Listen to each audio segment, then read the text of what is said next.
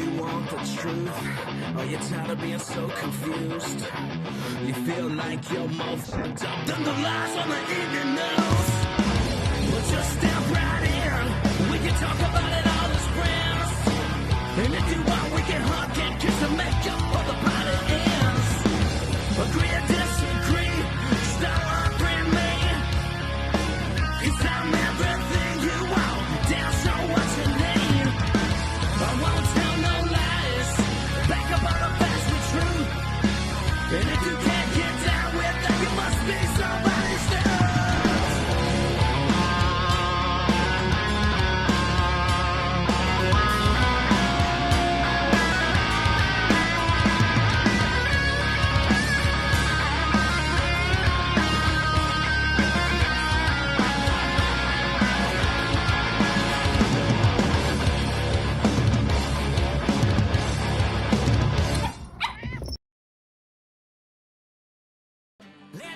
What's up, everybody? It's Ryan Weaver. I am on the Don't Unfriend Me show, otherwise known as The Dumb Show, with host Matt Spear. You guys can find the show at The Dumb Show on social media or thedumbshow.com.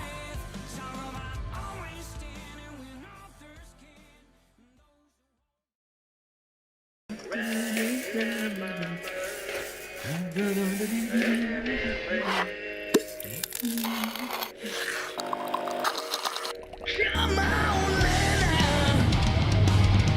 Can you feel the pain? Into him now. About this new world. Ain't no train. Papa's got a brand new eye. Adjusting transmitter output. This is the Don't Unfriend Me show with your hosts Matt, Leroy, Amy, and Olivia. Geopolitics, military analysis, and election coverage. Coming to you live on all major social media channels at The Dumb Show. Honest, direct, unfiltered. We can agree, we can disagree. Just don't unfriend me. What's going on, everybody? Welcome to the Don't Unfriend Me show. Matthew and Olivia are here. Liv's good to have you back. Hi. Yeah. I'm still doing my stuff here. It's okay. Little slow tonight. Listen, I want to apologize for Instagram. Tried to get it up, but it just wasn't happening. Impotence is a real thing. But Instagram was unable to get there. So it's okay. We've been streaming all week to Instagram, and it's been fine and nice. But I think most people will find their way over to Facebook. Welcome to the Don't Unfriend Me show, folks. How can you help the Don't Unfriend Me show? I'm sure it's your first question. It's like, geez, I want to help. Well, the best way to help is to share, like, subscribe. That's the way to do it. And listen, there's a reason why everyone asks. Like, for instance, when you used to go to an old burger joint, they would say, please come again. Well, why are they asking you to please come again? Because they want you to come back. They want you to go ahead and buy more burgers and more sodas and all that other stuff. Or it's like when you go ahead and go to Walmart or Walgreens and they go, will you please take this survey? Well, you're responsible for taking that survey because they want to get your opinion, get your email, your phone number. I want you to like so you can come back and see when we have cool things like Damani Felder coming on the 1st, Jeremy Mitchell on the 7th, T.S. Dixon on the 15th, Ryan Weaver on the 26th, Ryan Samuels on the 11th, and then June 19th, Dave Bondi.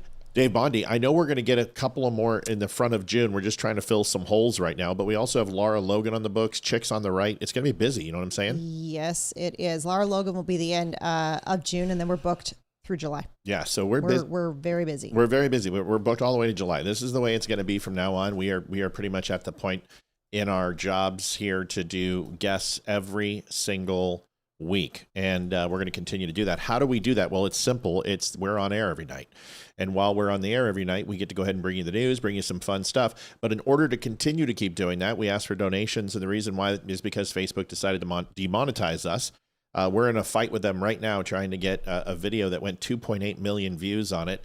That would have been pretty much make up about 90% of my revenue for the month, and they won't give it to me. So this is where you come in, and we ask you for your help. Listen, it's your first night watching the show. Don't worry about it. Watch, like, share, subscribe. But if you've seen the show and you've watched it now and you watch it 5 times a week, you watch it for 2.5 to 3 hours. Well, that's 15 hours a week.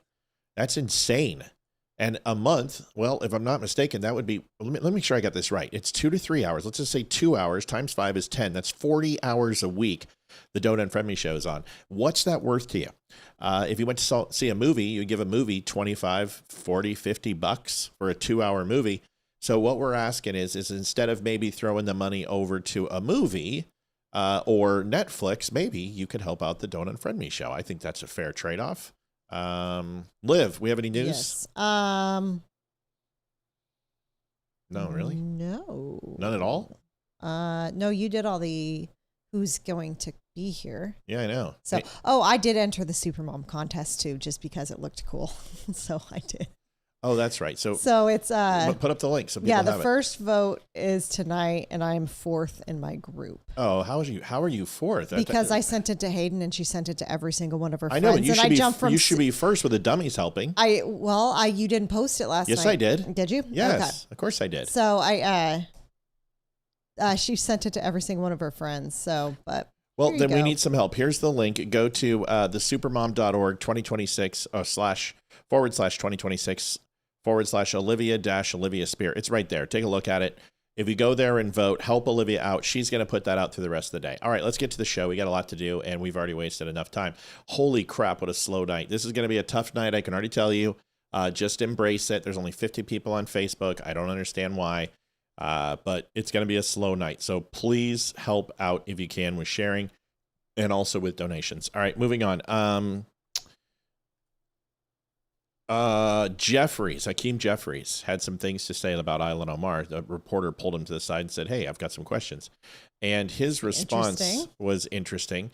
It wasn't, I don't know, it's pretty typical of Hakeem Jeffries to dodge, but they're now rallying around Omar, and they're not going to, see, the thing is that you guys understand that Censorship was outed of California because the Democrat machine didn't want him, just like they didn't want Biden. This is the way it works.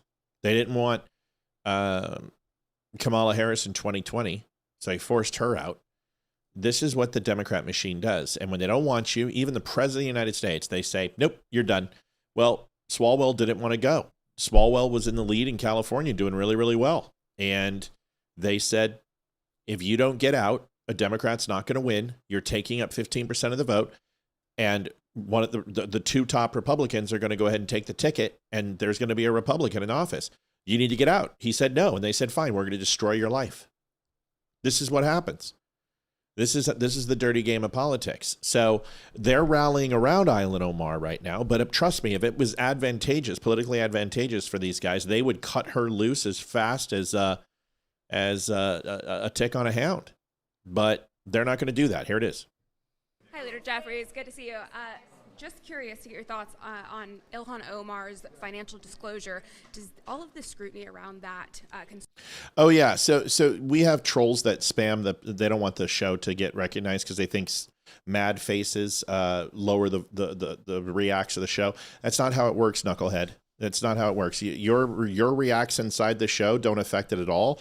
The likes are on the outside of the show. So for the idiot who keeps spamming the negative, you're a dinkle dork. All right. Here, someone said no sound on the video. What do you mean there's no sound on the video? Hi, Leader Jeffries. Good to see you. Just curious to get your thoughts on Ilhan Omar's I need someone to check disclosure. that. Melanie said no sound as well. That's one person. Okay. That doesn't matter. Two people, yes. One person, no. Concern you at all, and does that warrant an official House ethics investigation? That issue has not been brought to my attention, but we do know. No, they don't hear anything. Let's say Melanie. Melanie on Rumble and YouTube. Darla can't hear anything. Can hardly hear it or low sound? There's a difference. Can hardly hear it or no sound? Low sound. Okay, hold on. That Ilhan. Hi, Leader Jeffries. Good to see you. Just curious to get your thoughts on Ilhan Omar's financial disclosure. Does all of the scrutiny around that concern you at all, and does that warrant an official House ethics investigation? That issue has not been brought to my attention, but we do know that Ilhan Omar, who works hard on behalf of the people. If you can't hear anything, leave and come back in. That's the easiest way. Yeah, because some Melanie, people we're gonna wait for you. Everyone, if you need to, leave and come on. Sounds good to me. So Rumble, everyone on Rumble has it. Mel, check your volume on your phone, or just if you're having problems hearing, leave and come back in. And I'm going to give you guys 20 seconds to do that. So go do that. and then we'll come back. This will be a great chance for people to donate and help the show, considering that the numbers are so low tonight. We need some help. So tonight is not going to be a fun night. Okay, here we go. We're going to go ahead and press play. Let's listen. Hi, Leader Jeffries. Good to see you. Just curious to get your thoughts on Ilhan Omar's financial disclosure. Does all of this scrutiny around that concern you at all, and does that warrant an official House ethics investigation? That issue has not been brought to my attention, but we do know that Ilhan Omar, who works hard on behalf of the people that she represents in Minnesota, is constantly under Somalians attack by right-wing conspiracy theorists. Well, what about her net worth going from 30 million to now under 100,000? Do you believe that's true? Yeah, it's a good time to go vote for Olivia. If you were having problems, just leave, come right back. It's that simple. You can vote in less than 2 seconds. Counting error, as she alluded to? It's not an issue that I'm familiar with. What about her winery that she is now dissolving from her financial disclosure? We're working to stop this reckless world choice in the Middle East, get the economy back on track, win this gerrymandering war that Donald Trump started that we're going to finish. It's not an issue that I've been locked in on up to date. Wow, isn't that convenient? I love how he says that Donald Trump started the gerrymandering war, which is the most ridiculous thing. If you really want to consider it, it was 2022 where the gerrymandering war started, when Illinois, California, and New York. That's really where it started. But Maryland was also an issue, and that was in 2017 under Trump's presidency. Redistricting has been taking place, and it's not that Democrats and Republicans are it's mutually exclusive and only one of them do it. Both of them do it. We understand this, but to assume that this is a Republican war, go look at the Northeast corridor, okay, and go look at the states there. I've showed you last night that there's 6 states with 0 representation for Republicans, with splits between 23 and 43% for Republican representation in those states. We had another 3 we had 1 seat, and then between 2 and 3 we had another 4. Which are all Democrat ran. Now, when people go ahead and talk about Republicans, they say West Virginia and Wyoming. But the problem is those are the 2 lowest populations in the country. And very much like Massachusetts, it's very difficult to draw the districts properly in order to have any viable chance for a Republican. But the key is drawing the districts proportionately is the key. And in West Virginia and Wyoming, there is no way to carve it for a Democrat to win, even though the representation is 23%. And the similar holds true for Massachusetts and some other states. That's the way this works out, okay? But to say this started under Donald Trump is a ridiculous notion. And by the way, we're going to listen to a video from Nick Freitas, and who I love. You guys know that. He breaks down the video very, very well and shows you why Texas was not outside their purview to do this outside of the 10-year usual grace period between redistricting. But here is CNN's take on Ilhan Omar, and this one is a doozy. So we heard Jeffries. Let's hear what CNN's saying about her. People are saying you married your brother for citizenship purposes, but are you in love with your brother, Congresswoman? I mean, do you guys sleep with each other? Is this normal in Somalia? Does he get butt naked and yell, "I'm decapted now, sister"? Or what's the deal over there? You got some kind of stepbrother fetish, Congresswoman? And when you guys get naked and have sex, do you leave your headscarf on or do you take it off? Let's listen to that again. It's really hard to believe that a professional reporter would treat Ilhan Omar like that. I mean, I'm almost wondering if this is AI. People are saying you married your brother for citizenship purposes, but are you in love with your brother, Congresswoman? I mean, do you guys sleep with each other? Is this normal in Somalia? Does he get butt naked and yell, "I'm decapted now, sister"? Or what's the deal over there? You got some kind of stepbrother fetish, Congresswoman? And when you guys get naked and have sex, do you leave your headscarf on or do you take it off? That is I wish. Perfect. God, I love AI. Some people are afraid of AI. I think it's amazing. Folks, it's artificial. It's not real. It's not real. Relax. It's not real. That would be hilarious if it was real. Is that real? No, it's not real. Can you imagine Caitlyn actually with her Adam's apple saying that? No. I found it was funny, and I thought that'd be great. Everybody, it's okay. It's okay. It's almost believable because it's really so good. is because it looks like she's saying the words, and it sounds just like her. Yeah, it's pretty incredible how good these things are. I will always tell you if something's real or something's fake. Don't worry about it, folks.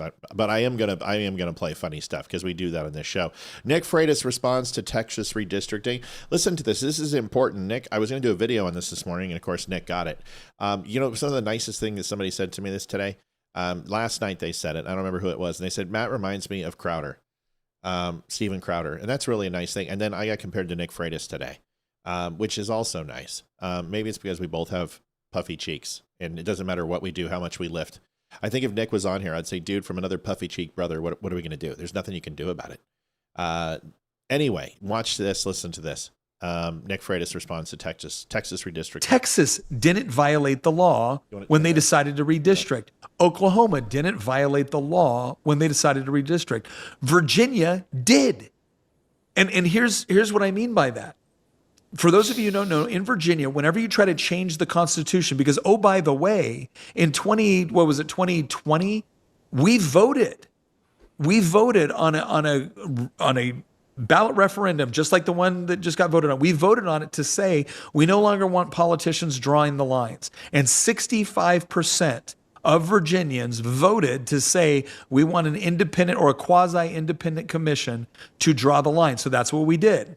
And the lines that were given to us were lines that probably slightly favored Democrats, but overall they weren't horrible. They weren't bad, right? And again, it wasn't politicians drawing all the lines. And then you fast forward, and now Democrats are saying, no, now that we're in charge, we want to change it back, and we want to draw the lines, and we want to make Virginia the worst gerrymandered state in the country. Well, if you want to do that, you could. And here's what you would have done. During the normal legislative session, you would have submitted a resolution, a joint resolution, in order to offer a ballot referendum. And then that would have passed the House, it would have passed the Senate, and if it passed both bodies, then what would have happened is you would have had an intervening election. And then after that intervening election, you would have taken the exact same resolution with the exact same language, passed through the House, passed through the Senate. And then it would have gone to a ballot referendum that would have showed up on the ballot in November. That's what would have happened. So is that what happened this time? No, they didn't. I guess we did already make this video, didn't we? Mm-hmm. So that's good to see Nick and I on the same page, at least. Submit this during regular session. They actually called a special session, or they pulled us back into a special session, and they submitted this legislation, this resolution. Now, you could argue, well, okay, is that still within their purview? It would have been shady, but theoretically, yeah, you could have legally justified that, except for the fact that we had already started voting in that intervening election, which is supposed to take place between the resolution initially passing the legislature and then being resubmitted the following year. Over 1 million Virginians had already voted in the intervening election. I'm sorry, that's illegal. That's a violation. It was Democrats that said, we want to have 45 days of early voting. Republicans didn't say that. They did. And so we pointed out, it's like, okay, but the problem is you're supposed to have an election in between, and that election has already started. And they just said, no, it's election day. The whole reason you have an intervening election is so that citizens can be aware of what their legislature is trying to do with respect to changing the Constitution, and they can let their voices be heard if they don't like it. But if 1 million Virginians have already voted, you arguably have races that have already been decided. And so we pointed out this is a clear violation. They didn't care. We also pointed out that it is right there in Virginia law that the clerks of the court have to have 90 days before the intervening election to tell everybody what is going on. We were already within 90 days of the election when they decided to pass this. Another clear violation of Virginia law. And there was other things that were of concern as well. For instance, did you know that when you actually write the ballot question, you're supposed to use politically neutral language? You're not supposed to stack the deck in favor of one side or the other side. You're simply supposed to explain in very clear English what your legislation would do. But instead, they added this, hey, do you want to vote to restore fairness? So let me get this straight. Everybody who voted no voted against restoring fairness. You're not even, it is illegal to use that language. And yet they did it. Nick, what I love is Nick is dropping. I remember when I kind of want to reach out to Nick and go, I remember when I first started my podcast, when I was Mr. Let's talk about the Constitution and blah, blah, blah. And we can talk about Nietzsche, and we can talk about Tennyson and Thoreau. And, we can go back to the days of Churchill. And, he's very, very smart. He's very intelligent. But I think he's like, okay, you know what? I need to speak and just get a little frustrated, because today I've never seen him like this. Although he is proper and although he is prim and he's articulate, he's pissed and he's mad, and he just sold his home in Culpeper, Virginia, and he's leaving Virginia. It doesn't matter that they're obviously going to overturn this in the courts. This is the people of this state are insane, and there's not enough people who are sane. By the way, Olivia is still 4th in her rankings. I understand we can't necessarily donate. Maybe we can't like for some reason. I don't know why, but we should be able to help one of our hosts be really successful at being a supermom. So it just takes 1 second to take that link that she put up and then just click on it. And I think she's better than 4th. Well, hopefully you are too. So maybe we can help Olivia out. Just click the link and then go fill it. Hit the yes vote. That's it. There's a vote. Yeah. Red vote button, right? Red vote button. Hit the big red vote button if it wasn't obvious. Anything on that? We're going to talk about the Redistrict Overturn real quick. Maybe we'll watch that video next, and then kind of talk a little bit about the redistricting, your thoughts on it and stuff. Is that okay? Yeah. Okay. We'll watch it and then we'll talk about it. So here's the this is a good video. This really kind of explains where the courts are going to be on this. Ken Cuccinelli, he's a Republican. Ken, good to see you. So first, I guess let's get to the breaking news. This judge in Southern Virginia ordering results to not be certified. The judge called the ballot language flagrantly misleading. What's your reaction? Right. Well, it certainly was flagrantly misleading, but my basic reaction is that I appreciate lower court wins, but the Virginia Supreme Court is going to decide this. And to Terry's point about, well, hey, if they didn't decide it before, there's a reason the Supreme Court held off until after the vote. Over 100 years of Virginia legal precedent says that the vote in a referendum is part of the legislative process. It's analogous to a governor signing a bill. Go ahead and say it again. Patricia Luza, thank you for donating. The thing didn't pop up. We're having still technical difficulties with it, but thank you very much. Thank you, Patricia. I appreciate your donation. That means a lot. Off until after the vote. Over 100 years of Virginia legal precedent says that the vote in a referendum is part of the legislative process. It's analogous to a governor signing a bill.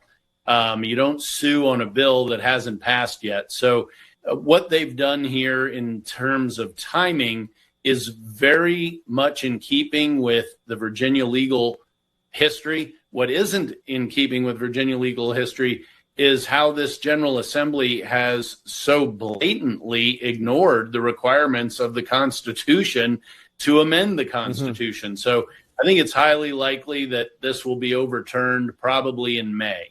So CNN's Manu Raju pressed Speaker Johnson today about some of the criticism from Republicans that the Republican Party, did not spend enough money to fight the Democratic measure. Take a listen.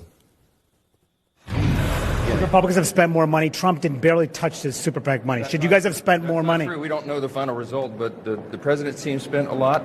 We put in tens of millions of dollars on that ballot initiative. I mean, given the fact that the margin was much more narrow than a lot of Democrats anticipated, what do you think? Did Republicans miss a chance here? Well, there's no question that the 3 or 4 to 1 spending difference was the margin. You know, when all the votes are counted, this will be about a 2 or 3 point win for the yes side. That is, it's hard to say that money didn't make that difference, but now they have to win 4 constitutional challenges, state constitutional to clarify, challenges, and they have to win all 4 of them to hold on to this referendum. I just don't think they can do it. There's some very basic processes in the Constitution for amending the Constitution that they ignored. And now they're going to say, just like Terry did, well, 3 million people voted and you can't ignore the will of the people. Well, they were ignoring the will of the people and how they brought this forward. And now we're going to have it decided by the Virginia Supreme Court. I wouldn't be surprised to see a 7-0 ruling throwing this out. All right, to be continued. Wow. Former Virginia Attorney General Ken Cuccinelli, thank you so much. Well, that's promising, right? Yeah. That's promising. That's going to make national news, and that kind of turns some things around. So yes. Your thoughts on this? You're living it with us. You get to be here.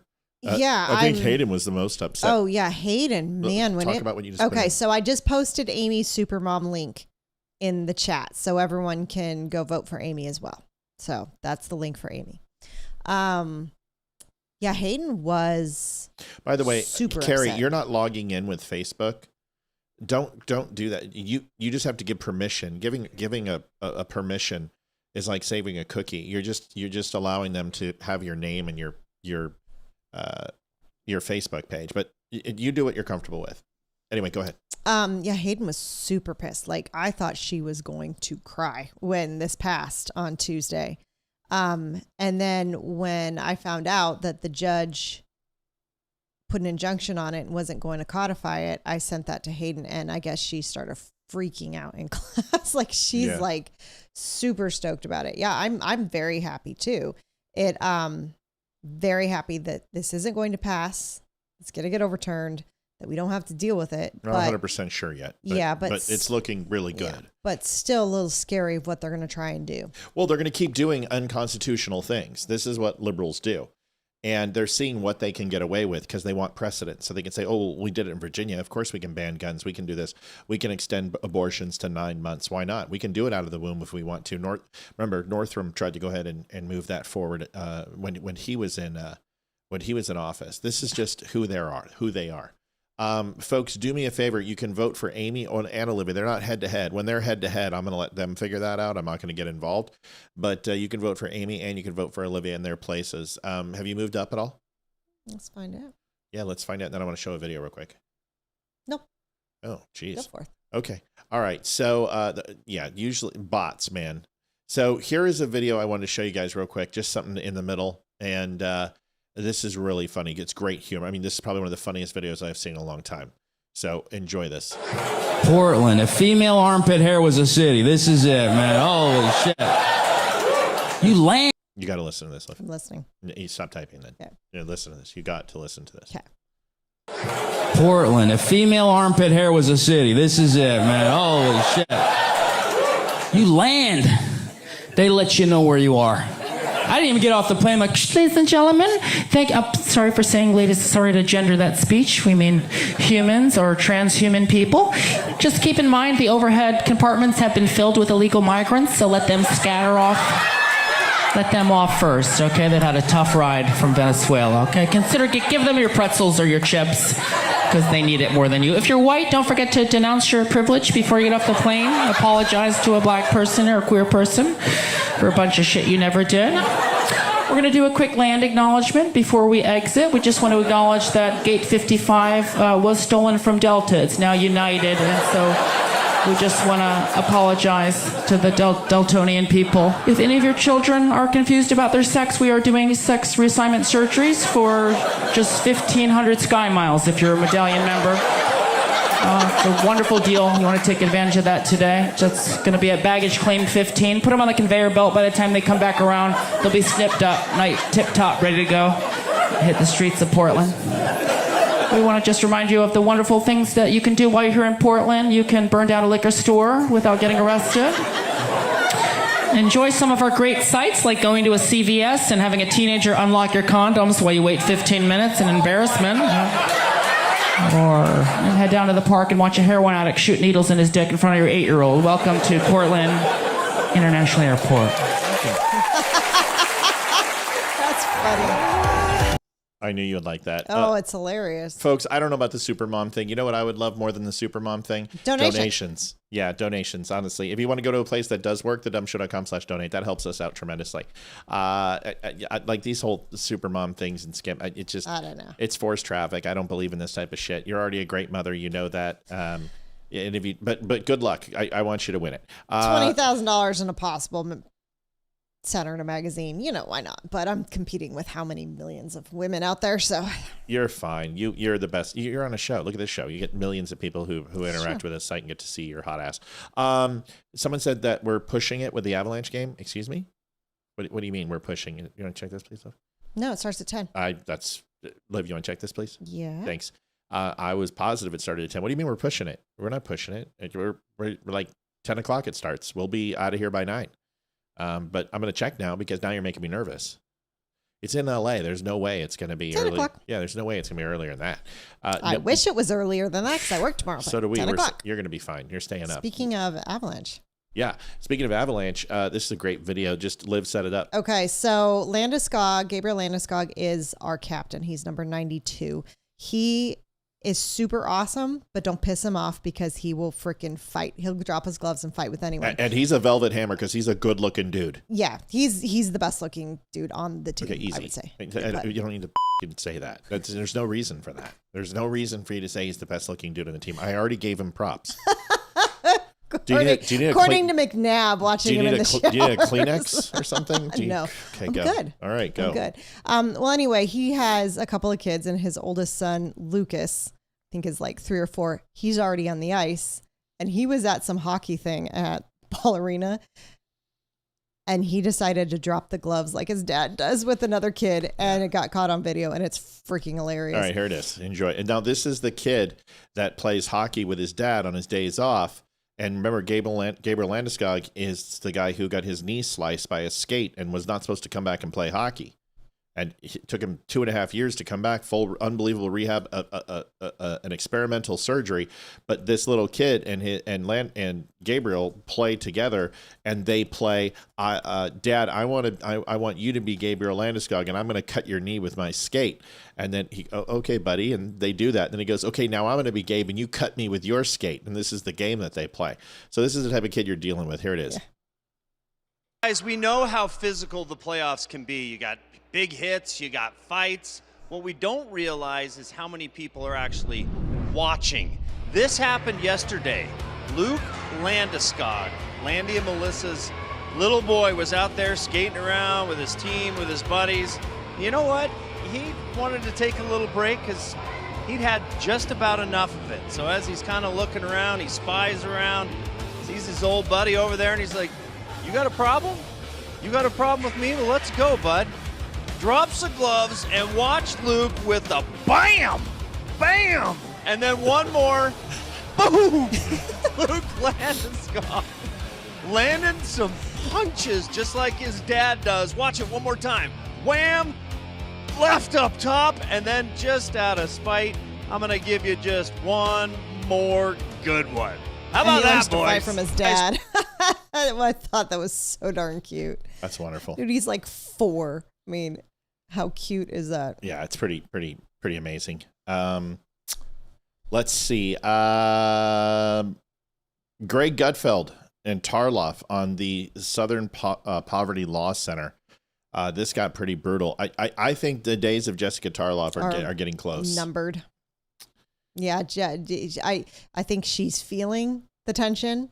And anytime she opens her mouth, Greg just freaking hammers her. She can't even take a joke anymore. No, she can't. Like, Greg made a joke with her today, and she was.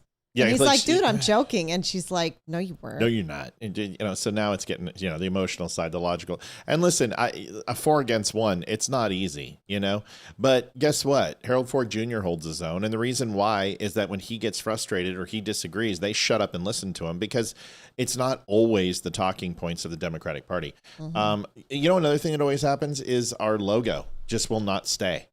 Like, I don't know where it goes. Every night I put it in, and it just disappears. I think you need to be having another phone call with that CEO to see what's going on. It just doesn't make any sense. I mean, because the shit keeps disappearing, but I don't know what it is. Let me just see if I can fix this real quick, if I can find it. Why don't you talk about donations, Liv? Since I'm tired of fucking talking about them, honestly. Yes, donations.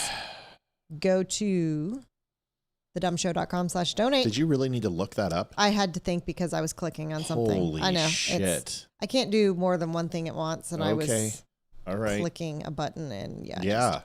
So right. Anyway, go to dumbshow.com/donate. Any and all donations would be greatly appreciated. Yenny thinks so too. Don't you, Yenny? Oh, child. Yes. I was off today, so now she's just like she thinks it's all about love. Yeah. So here's Greg and Tarloff. And it's what exposed. Hate crime hoax? The liberal goes, Justice Smollett, anyone? No, I didn't how about say the banana peel on the bench? Yeah. How about the Walmart noose shooter at the is racetrack? a banana peel. What hoax have you actually seen here? You don't think that hundreds of people showed up at the Unite the Right rally that weren't this informant, that weren't persuaded by his vehicle that got them there? Who was the informant? I don't. What? You don't know.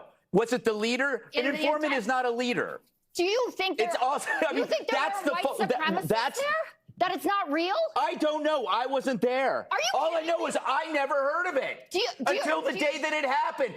You act like you can take the word for a bunch of corrupt people. Proud Boys. So you're These saying are this fake? you're saying this wasn't created. You're saying this just was an organic event, just like every left-wing event. It just happened. All these right-wingers showed up. Nobody else knew about it. But And you know what? the Nobody people could- are real. Nobody. The white Okay. supremacists You know are what? real who got the call to action. Let me do the simplest the call to analogy. action. This is like when somebody says, Are the white supremacists real that stood in front of Governor Youngkin's bus? Are these like the white supremacists with the guy who in the Patriot Front who has a beard and a man bun and looks like he is an Oregon Antifa member? Is this who it is? Okay, yeah, because I'm not buying it anymore. I'm really not, because this is enough of this shit. It happens all the time.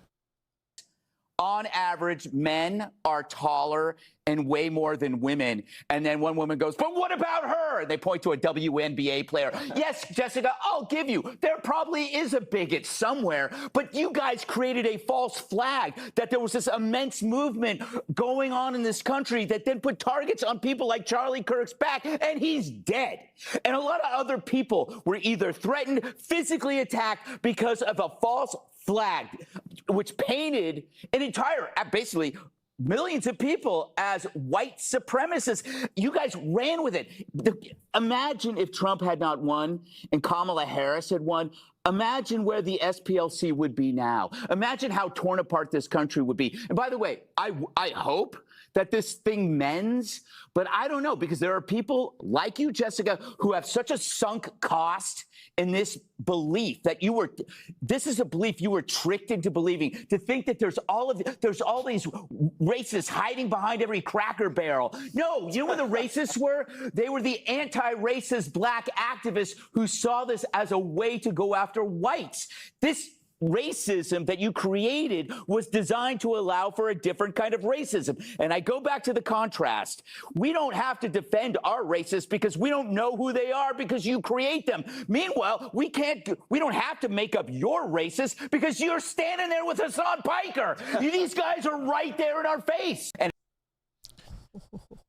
I'll just be honest with you, man. I don't associate with racists. I don't like racists. I don't like people who discriminate based on color or sexual preference or religion, and not because I'm soft or I'm a liberal. Does that mean that I love all Muslims? No. Does that mean that I love all Somalians? No. Does that mean I love people who lop off the dicks of children? No. But here's the thing: is there's a very big difference between pointing out somebody's characteristics and pointing out genetic disposition or sexual preference or anything like that. I don't believe that all black people share the same exact outcome any more than I believe that all white people or all Christians or all homosexuals share the same outcome. I don't believe that what my founding fathers did or my grandfather did or what my uncle did, it reflects on me in any way, shape, or form. I have zero white guilt. I don't give a fuck about the Native Americans that died for this country. I don't care. I don't care about slavery and the blacks that suffered. I don't care about, they're dead. I don't care. There's nothing I can do about that. I can't change it. I can reflect on it. I can learn from it. I can teach my children, and I can carry myself in a way that is cognizant of what took place, so we remember history, so we're not doomed to repeat it. But I don't have any guilt. I just don't. And I don't think anyone should. I think what we should do is realize that nobody is alive. And just because we share same skin color, or from the disenfranchised, or from the people who benefited, it doesn't mean that you're responsible for what happened. Your thoughts on Tarlov and Gutfeld here? Well, there's only two people in the entire world that when they go out into the world will reflect on us, and that's our children. Oh. They are a reflection of us and the Spear last name when they walk out of this house, and they're representing us. Oh, that's a really good point. Yeah. When we're not there.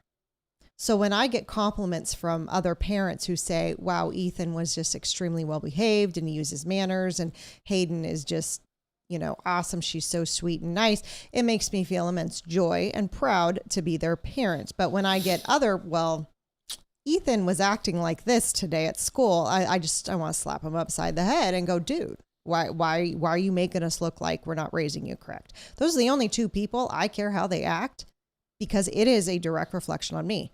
Everyone else, I don't care. Yeah.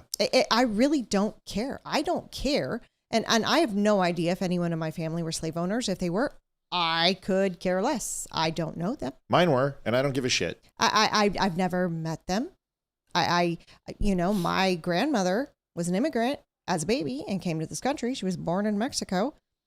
Do I look at her like she's Mexican? Oh my gosh. No, I don't care. Well, the interesting thing is like, if I was ever asked that question as a politician, your great grandfather owned a shit ton of slaves, over 110 slaves he bequeathed and released after his will. And would I denounce what he did? Fuck no, I won't denounce what he did. Because everyone else in Virginia did it too, or everyone else in Georgia did it too. And everyone had slaves. And back then it was the way it was. So did some of our presidents. Yeah. So, well, founding fathers did, generals did. Some of the most prestigious people in the world at the time. Every single culture in the world has had slaves. And some still do. Do I think it's okay? No. But I'm not going to denounce what my great grandfather did. I don't fucking know him. So why would I denounce what he did? Sure, you can. Would I denounce what Charles Manson did? Sure, but why do I need to? And why does it matter? It's not. We weren't there. We didn't tell him. We didn't visit him in jail and tell him what to do. We didn't. We weren't in that group. I mean, why does it matter? It blows my mind that people will denounce stuff that they've done in their past because people think it's a bad reflection on other people. So right. a couple examples of Ryan Reynolds and Blake Lively. They got married in a plantation in the South, and that plantation used to have slaves on it. Racists. And they're racist. What a bunch of racist dicks. A shit ton of hate mail because they got married on a plantation that used to have slaves. They publicly came out and apologized and said, we regret that we had our wedding at this plantation, that we're sorry. Are you freaking serious? How much millions of dollars did you pay for that wedding, and you're going to feel ashamed? Right. It's kind of like... They don't feel ashamed. No, they don't. They don't care. You know what, it's kind of like they just want to stay relevant, want people to watch their freaking movies. This is what Blake Lively and Ryan Reynolds, this is the conversation. Honey, gosh, that plantation we went on, I'm really glad we went out and did that today, and just this thing hopefully goes to bed. And he's like, yeah, Blake, I agree with you. And he goes, okay. Or she goes, okay there, Ryan. And then they kiss and they go, fuck them. That's what happens. It's the people who try to stay relevant. It's like Lady Antebellum changing their name to Lady A because Antebellum was the name of a plantation. Yep. Are you freaking serious? Yep. They all suck. Every single one of them that tries to stay relevant and is going to basically take a part of themselves and who they are and try to shed themselves of that because they're ashamed because somebody else looks down on them for part of their life. Yeah. I could really give a rat's ass. I don't want to become Candace Owens here and talk about Blake Lively and Ryan Reynolds. I could really give a shit about any of those people. I just don't care because we know how we talk in private. And if anyone was recording what I said or Olivia said in private, holy shit. I'm not going to, dude, you guys have no idea. Yes, you do. You do the same thing. You guys talk just like we do. You think just like we do. The Overton window won't allow you to say it. I'm tired of this. I don't care. I just don't care. You know, when people are like, well, will you condemn Adolf Hitler? Yeah. Okay. Why? Like what? Who's endorsing Adolf Hitler? Is there somebody out there endorsing Adolf Hitler besides Nick Fuentes?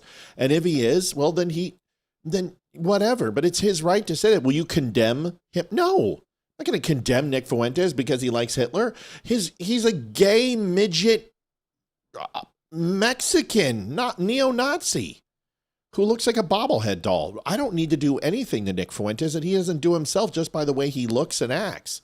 So no, I don't care. These people like Dan Blazarian and Stu Peter, great. You know what? You guys should just go and have a Nazi circle jerk and go rock on. Who gives a shit? I don't really care. But me, if I had the power to actually impact the condemnation of a person, my name would start with the letter J and end with Jesus. And I'm not that person.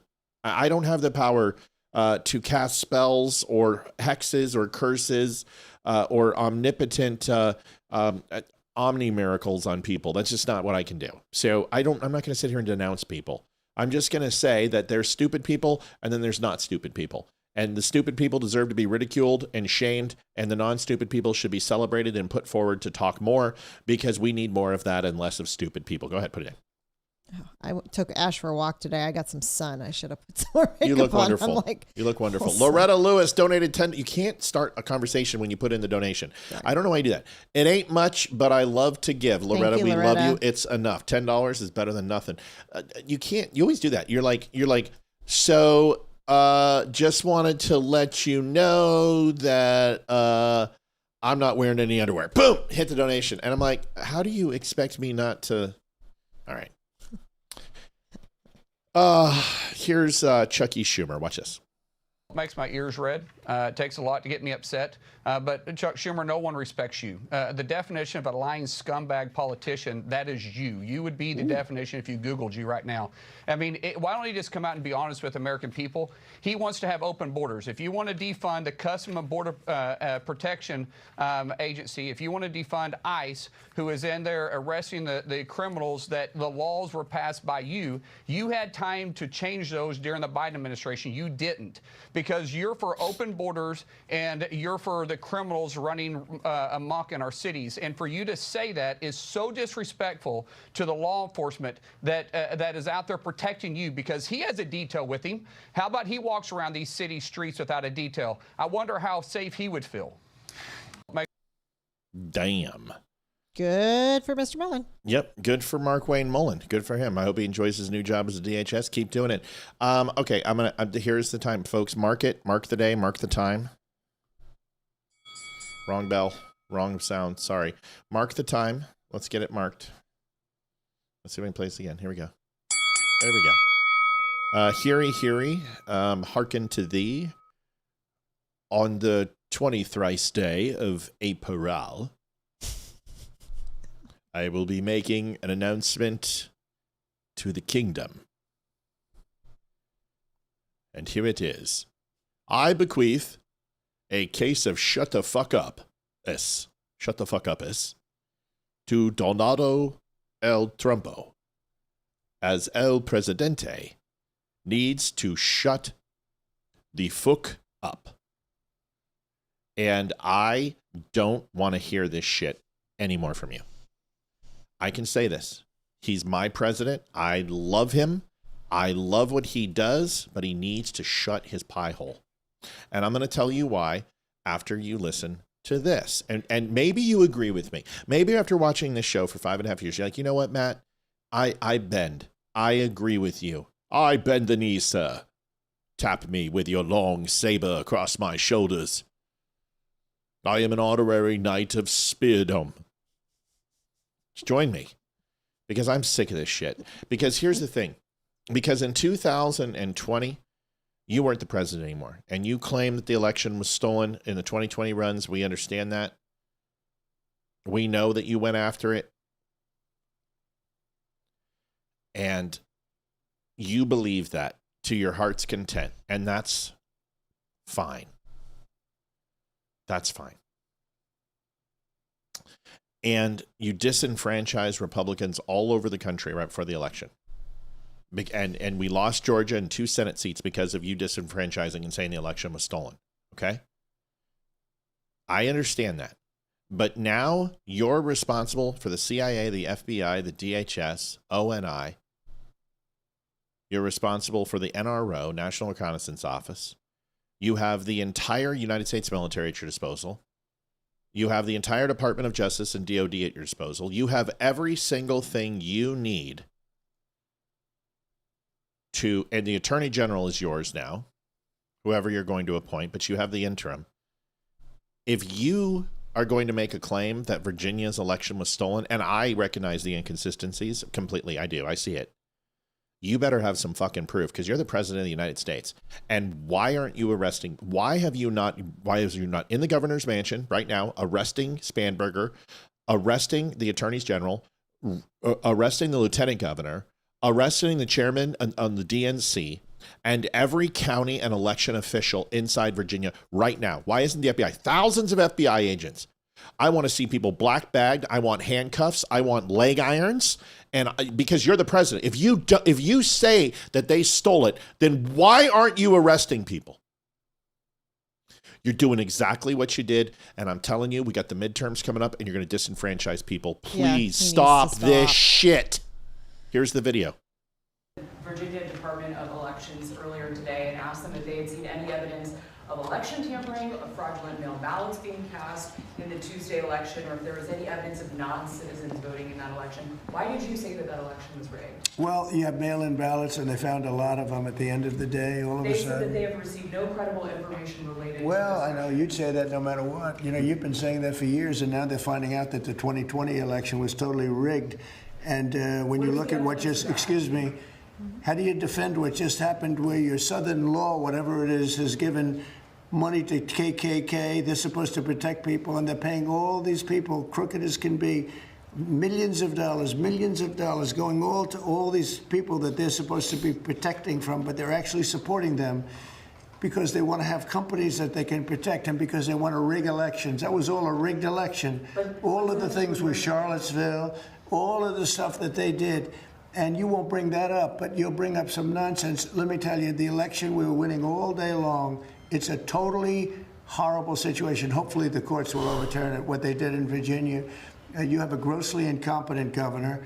You had a very good governor. He did a good job. You know, all those companies that want to move into Virginia now, they want to move out and go to a different location. So that's my opinion. I believe it was a rigged election. Virginia's known for it. It was a rigged election. They had a lot of ballots, mail-in ballots. Anytime you have mail-in ballots, you have cheating. Did you have something? Yes. So, like, everything he said is completely wrong, and I agree with him, and that's not right. Southern Poverty Law Center, the whole KKK tiki torches in Charlottesville, giving money to neo-Nazi groups, giving money to Patriot First, all that's right. You're right. I don't like the ballot drop in the middle of the night. I'm the one that told you, Fairfax. I saw it. I was watching the election. I had it right. Republicans were tearing it up, and then I rolled over Fairfax and saw that it only reported 27, 29%, and said, oh shit, we're dead. And I knew it right then. And I looked you all in the face and I told you it was over. And it was. There was just not enough votes out there. This happens. But Fairfax reported late. Every other county was reporting just fine. Fairfax was the only lagging indicator. There were a few smaller counties that were at zero, but those were small, tiny counties. So yeah, we should look into it. Yes, we should find out the 80,000 votes. Were they legit? Yes, we should know why that when they called the election, it was at a flat 35,000 votes. All of those things. What about the disproportionality? Yes, all of that needs to be checked. But what you don't get to do as the president of the United States is sit there on the national stage and say that the Virginia election was stolen with zero proof and no arrests and nothing's being done. Yep. What are you doing about it?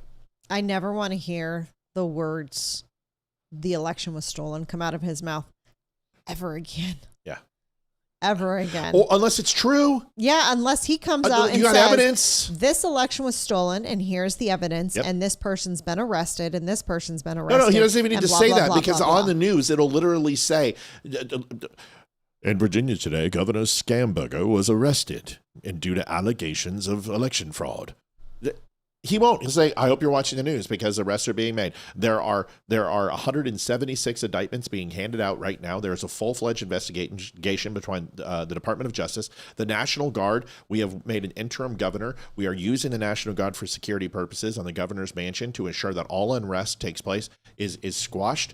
Virginia is in a state of upheaval right now. As we have found it, the entire election was stolen and fictitious, and we are going to step in until this is rectified. Do that. We have also used West Virginia. We've brought up help from the Carolinas, and we've brought help up from Delaware and even Maryland, who is so frustrated that everyone has joined in. National Guard's helping, keeping the peace, and you've seen this on the news. There we are. Why not do that?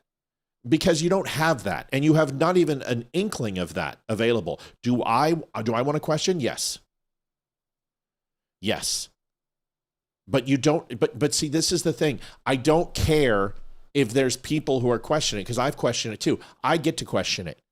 Crowder can question it. Governor Youngkin can question it. People who don't live in this country can. The President of the United States, unless you are arresting people and in the process, don't talk. I'm sorry. Don't talk, because you're not keeping us informed. You're getting our hopes up that we're finally going to do something, and you don't do it.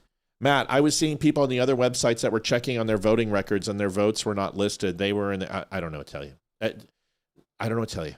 But listen, there's lagging indicators. These southwestern areas in Virginia, a lot of these are mom and pop locations. They've got 800 people in their entire town like mine. Results are going to post differently. Some people have faster systems to count votes. Maybe the official record is under review. I don't know. It doesn't matter. The point is that you don't get to stand up there and say it was stolen unless it was stolen. You don't, just because you disagree with the results, get to say it's stolen. That's not how it works. I don't care. Yes, of course, if the Democrats get power, they're going to arrest Trump. So he should go up there and lie? I'm sorry, but if you're going to go up there and knowingly lie in order to maintain power, maybe you're not the person that should be in power. That's what the Democrats do. How is what I'm saying not making sense to people? Exactly. Like I understand they're going to, but see, this is what I heard with J6. Do you really think that people voted for Joe Biden? Yeah, I do. Because we're seeing it all over the country right now. And we saw it with Kamala too. And we understand that the amount of ballots that they had because of COVID, we understand that too. But stop. Stop. We have a choice. We've got an election coming up. April, May, June, July, August, September, October, November, 7 months until the biggest midterms of his life. He should be talking about the economy. He should be talking about the exit of Iran. He should be talking about gas prices coming down. He should be talking about any initiatives, how the big, beautiful bill has increased people's tax returns by $700 a person. There's a lot of things to be talking about. Yes, talk about that, because nobody cares about Virginia. It's going to get overturned in the courts anyway. Let the courts do their job. And you've got a Supreme Court backing you up just in case Virginia doesn't. It's going to be fine. Focus on winning. Or why don't we rally these states like Oklahoma and Nebraska and have everyone redistrict right now and get ahead of this? Get Florida, key them off. Get every single red district and every single red state. That's 36 of them. Have them redistrict and say, look, guys, I told you we should do this. And they're going to go ahead and they're going to nuke the filibuster too. So nuke that while you're at it. It's time to stop playing fucking reactionary politics, and it's time to go on the offense. It's time to play the Democrats' game. You're not even in the same sport. You're playing tiddlywinks, and they're over there playing advanced chess. Let's go. Where are the arrests? Where's the DOJ? Why is Brennan and Tapper and Strzok and Page and Comey still upright? Why is Fauci upright? Why is the Southern Poverty Law Center not have FBI outside taking cases of files right now? This is what I'm talking about. You guys know what I'm talking about. We don't need to go back to this. We did this before. We've already done this game. That's right. We should not hesitate. We should absolutely play the Democrat game. Nuke the filibuster. Redistrict every single red state. Start making arrests. Get Brennan, get Tapper, get Strzok, get Page, get Comey. Get every one of them. Go after CNN. Go after every single person that posted bullshit stories. Go after the SPLC. Go after George Soros because he's one of the major donators. And go after Tim Cook from Apple because he's put money into the SPLC. Go after all of them. Or stop talking about it, because all you're doing is getting people hyped up and getting them bloodletting, and nothing's going to happen. And then they're going to blame you in November. And they're going to punish you at the polls. This isn't hard. It's not hard. I'm frustrated. You should be frustrated too. This isn't the time to be doing this. Let the Supreme Court of Virginia take care of this. Let the Supreme Court of the United States take care of this. They have 4 unconstitutional provisions on this. It's going to be toast. It's cooked. Let's get some. You want to win the midterms? Here's how you win the midterms. Lower gas prices, get it back down, get the fuck out of Iran, solve the problem. You got into it. You should have known how long the midterms were there. Solve that problem. Get gas prices down. Let's see some major movement towards the economy and get some stability going. Let's get on a high. And the last thing is make a shit ton of arrests like you promised. That will fulfill all of your campaign promises. Do a full release of the Epstein files and make some arrests. Or release the full Epstein files unredacted. Just get them out there. Don't care. Let the chips fall where they may. Put them out there. Make arrests. Get the costs down. Go into winter with our energy and heating down, because right now it's not looking good. It looks like it's going to be the most expensive winter we've ever had. Let's go. Remember, I said the same thing when he was losing, when he was putting out EBT and doing game cards. And he said, I've got a major announcement. Everybody watch us. It's going to be huge. And everyone's like, oh my God, he's going to announce the presidency. He's got his vice president pick. Let's go. Let's watch. We watched it. You can buy EBT trading cards right now for $19.99. They're gold. They're foil. And everyone's like, what the fuck are you doing? Get your abortion policy. Find out what you need to do, because it's on the ballot. Let's start talking about the economy. Let's start talking about the borders. Let's start talking about fentanyl and drugs. Let's go. Guess what he did? 16 months before that election and before that clicked, right after December in that January, boom, he hit the ground. Started adopting Nikki Haley's abortion policy, which kicked her out, went ahead and started gaining traction, and it started looking really good. But up until that point, for 2 years, he looked like a horse's ass. And if you don't remember, go back and look. Yeah. Let's go. Or stop talking about it. Like, I don't want you to go make arrests just to appease us. Just shut up. Stop talking about the stolen election. Stop talking about the J6 and how they planted FBI there. Stop talking about the SPLC. Stop talking about Charlottesville. Stop talking about Virginia. Unless you're ready to make arrests and put people in prison, don't talk about it. Because all you're doing is getting people hopes up, and they're going, well, nothing's ever going to happen, and they're getting disenfranchised. So why should they go give you the House and Senate again if you're not going to do anything? These Republicans don't do anything anyway. They're not going to codify one of your executive orders. Not one. They haven't. The only thing they push through is a big, beautiful bill. That's it. But every executive order that he has on the border, it's going to be undone on day one. They're going to impeach him. You have to win the House. But right now, I think Donald Trump is so comfortable thinking that they're going to win the Senate. But the Senate is the problem. The House is working for him. Mike Johnson is working his ass off. And John Thune is fucking screwing him over in the Senate. The Senate are a bunch of feckless cowards.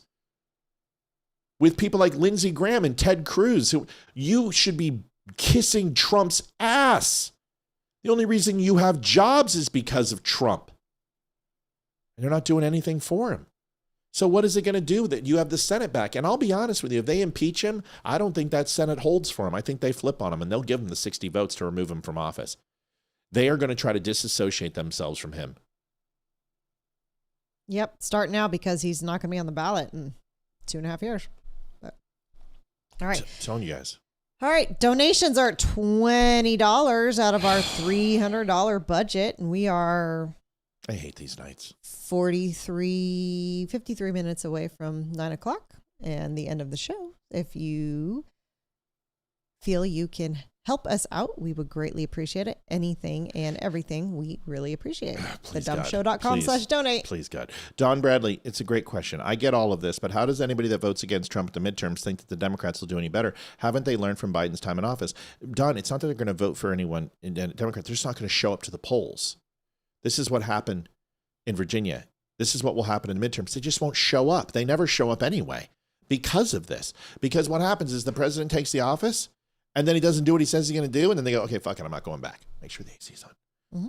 No, make sure it's on. So That's why. It's not about them voting. It's just they're not going to show up because they don't get to feel guilty. They would feel guilty for voting for a Democrat, but if they don't show up, it's essentially the same thing. I'm not bashing President Trump. You've been watching this show now for how many years? And since his reelection, I probably hit him on 3 things. He's wrong here, and he needs to stop. He needs to stop. When you have the evidence and proof and you start clacking people's wrists with stainless steel handcuffs, I'm all for it, man. Don't shut up about it. Talk about it every minute of the day, every press conference, every time you get on Air Force One, every time you get on Marine One. Doesn't matter. Right when you get out at Edwards Air Force Base, talk about it. Whenever you're in Japan, talk about it. We're making arrests. We're cleaning it up. Here's why they stole the election. Yes, yes, yes. And I'll eat crow. And I'll say, I'm sorry. I'm so sorry, President Trump. I was wrong for years. But guess what? I'm not wrong. And I know I'm not wrong. And if you were right, people would be arrested right now. Okay? If Virginia stole the election, people would be under arrest. Otherwise, it's your opinion. And you said that yourself. He even said the words, it's my opinion. Okay? Okay, great. Couple kidnaps. Folks, we're at $20. I'm just letting you know. We're going to have to move the needle or we're going to jump off. And it's just a bad night. I knew it was going to be a bad night the moment we came on, but we got to have some help, folks. So that's where we're at. Couple gets kidnapped. Couple kidnaps kids and then flees to Cuba for transgender reassignment surgery. I can't make this shit up. So a wild and frankly disturbing story out of the state of Utah. A transgender woman and her partner are accused of kidnapping her child, allegedly to go take her to Cuba and get gender reassignment surgery. Madeline Rivera live in Washington with more on this. Maddie, what do we know? Hey, good morning, Bill. So the case prompted the Justice Department to send a government plane to Cuba to bring the 10-year-old child back to the U.S. Federal officials say the child's biological father, Rose Inessa Ethington, who's now a transgender woman, and her partner took the 10-year-old for what was supposed to be a camping trip in Alberta, Canada, late last month. But they never made it to their hotel or campground. Instead, after crossing the Canadian border, the couple allegedly flew from Vancouver to Mexico City. Then they took another flight from Mexico to Havana. All of this happening, by the way, without the knowledge and permission of the child's biological mother. Court documents don't state whether Rose and her partner were actually planning on getting the child gender-affirming surgery in Cuba, but the FBI says they found notes at the couple's home with instructions from a D.C. mental health therapist to, quote, send the therapist the $10,000 and instructions on gender-affirming medical care for children. Rose's partner had withdrawn that exact amount in late March, per the complaint. Family members of the 10-year-old boy say they were worried Rose had manipulated him to identify as a girl. Rose's brother tells the New York Times she had been pushing for the child to get transition surgery since he was 5 years old. This seems to be clearly all be coming from Rose. Rose's brother says it was heartbreaking and hard for me to see. Rose and her partner have been charged with federal international parental kidnapping laws. They'll face the remainder of their court case in Utah. Bill. Olivia. Good. Let them go to jail. I mean, what the hell? You know what I mean? Freaking nuts. I mean, that's insane, is it not? Yeah. And you know what? I hope that that person's parenting rights get revoked and they have absolutely no visitation with their child, period. That is just insane. People are horribly sick. You know, here's something that's living vicariously through your children. And just because you liked something doesn't mean your child is going to nuts. like, for instance, I loved My Little Pony. I played with My Little Pony forever when I was a kid. I loved and played with My Little Pony too. All the Hayden time. Wouldn't touch him. She wanted nothing to do with My Little Ponies. And I was like, oh, that's such a bummer. But you know what? She's her own kid. I'm not going to push her and go, you have to play with this. I'm not going to buy you any more toys. These are your... No. Parents, stop pushing your ideologies on your kids. They're going to hate you for it. Trust me. Yeah. Stop. When they turn 18 and they can, they are going to flee and run as far away from you as they possibly can. Especially, I'm waiting for this generation of kids who's been pushed by their parents to tell them that they are a different gender than they were born. And these kids are taking these drugs, and some are getting reassignment surgeries. And then they hit 18 and go, wait a second, I didn't want to be this. And then they're going to blame those parents and that parent that did this to them. And then they're never going to speak to them again. Yeah. And leave the shirt. Leave our kids alone. Just read the shirt. Great. I didn't even know we were going to carry this. Or show this. I just put the shirt on tonight. No, it's worth it. Trump on a run. Folks, we're going to give it about 5 more minutes, and then I'm going to take my wife and go watch the hockey game. We can't lose money on the show. And that's what we're going to be doing. So we're going to probably cut out here in just a little bit. Just FYI, Trump on Iran and Vietnam. This is where I defend Trump. Reporter talks to him. Well, when are we going to get out? It starts comparing it to, forever wars. It's been 6 weeks, folks. It's been 6 weeks. Watch this. On the war with Iran, how long are you willing to wait until you get a unified response? Don't rush me, Jeff. Guys like you want to say, oh, so we were in Vietnam for 18 years. We were in Iraq for many, many years. We're in for I don't like to say World War II because that was a biggie, but we were 4.5, almost 5 years in World War II. We were in the Korean War for 7 years. I've been doing this for 6 weeks.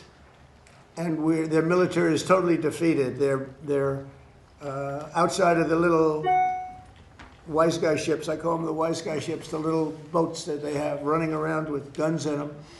And we'll take them out too when we see them.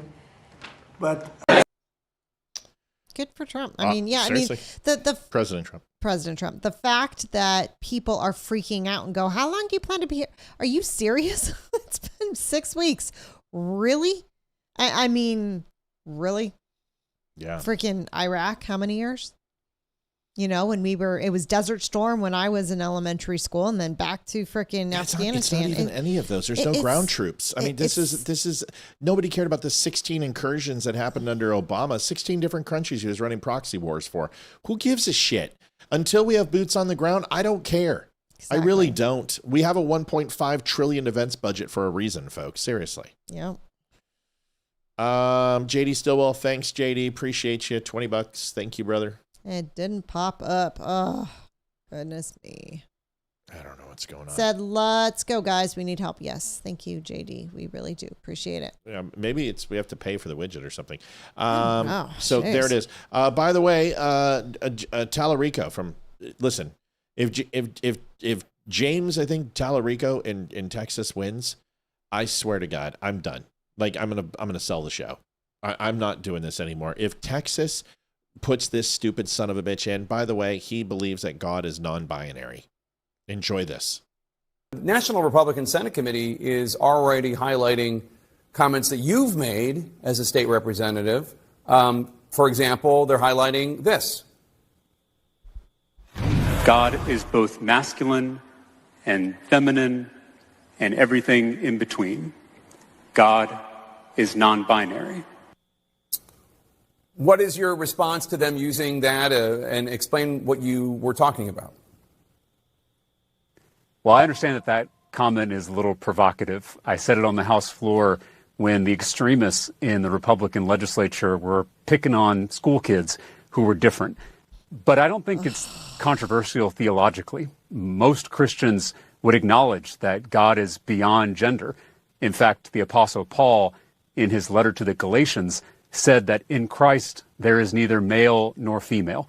And so if someone's got a problem with that statement, they shouldn't take it up with me. They should take it up with the Apostle Paul.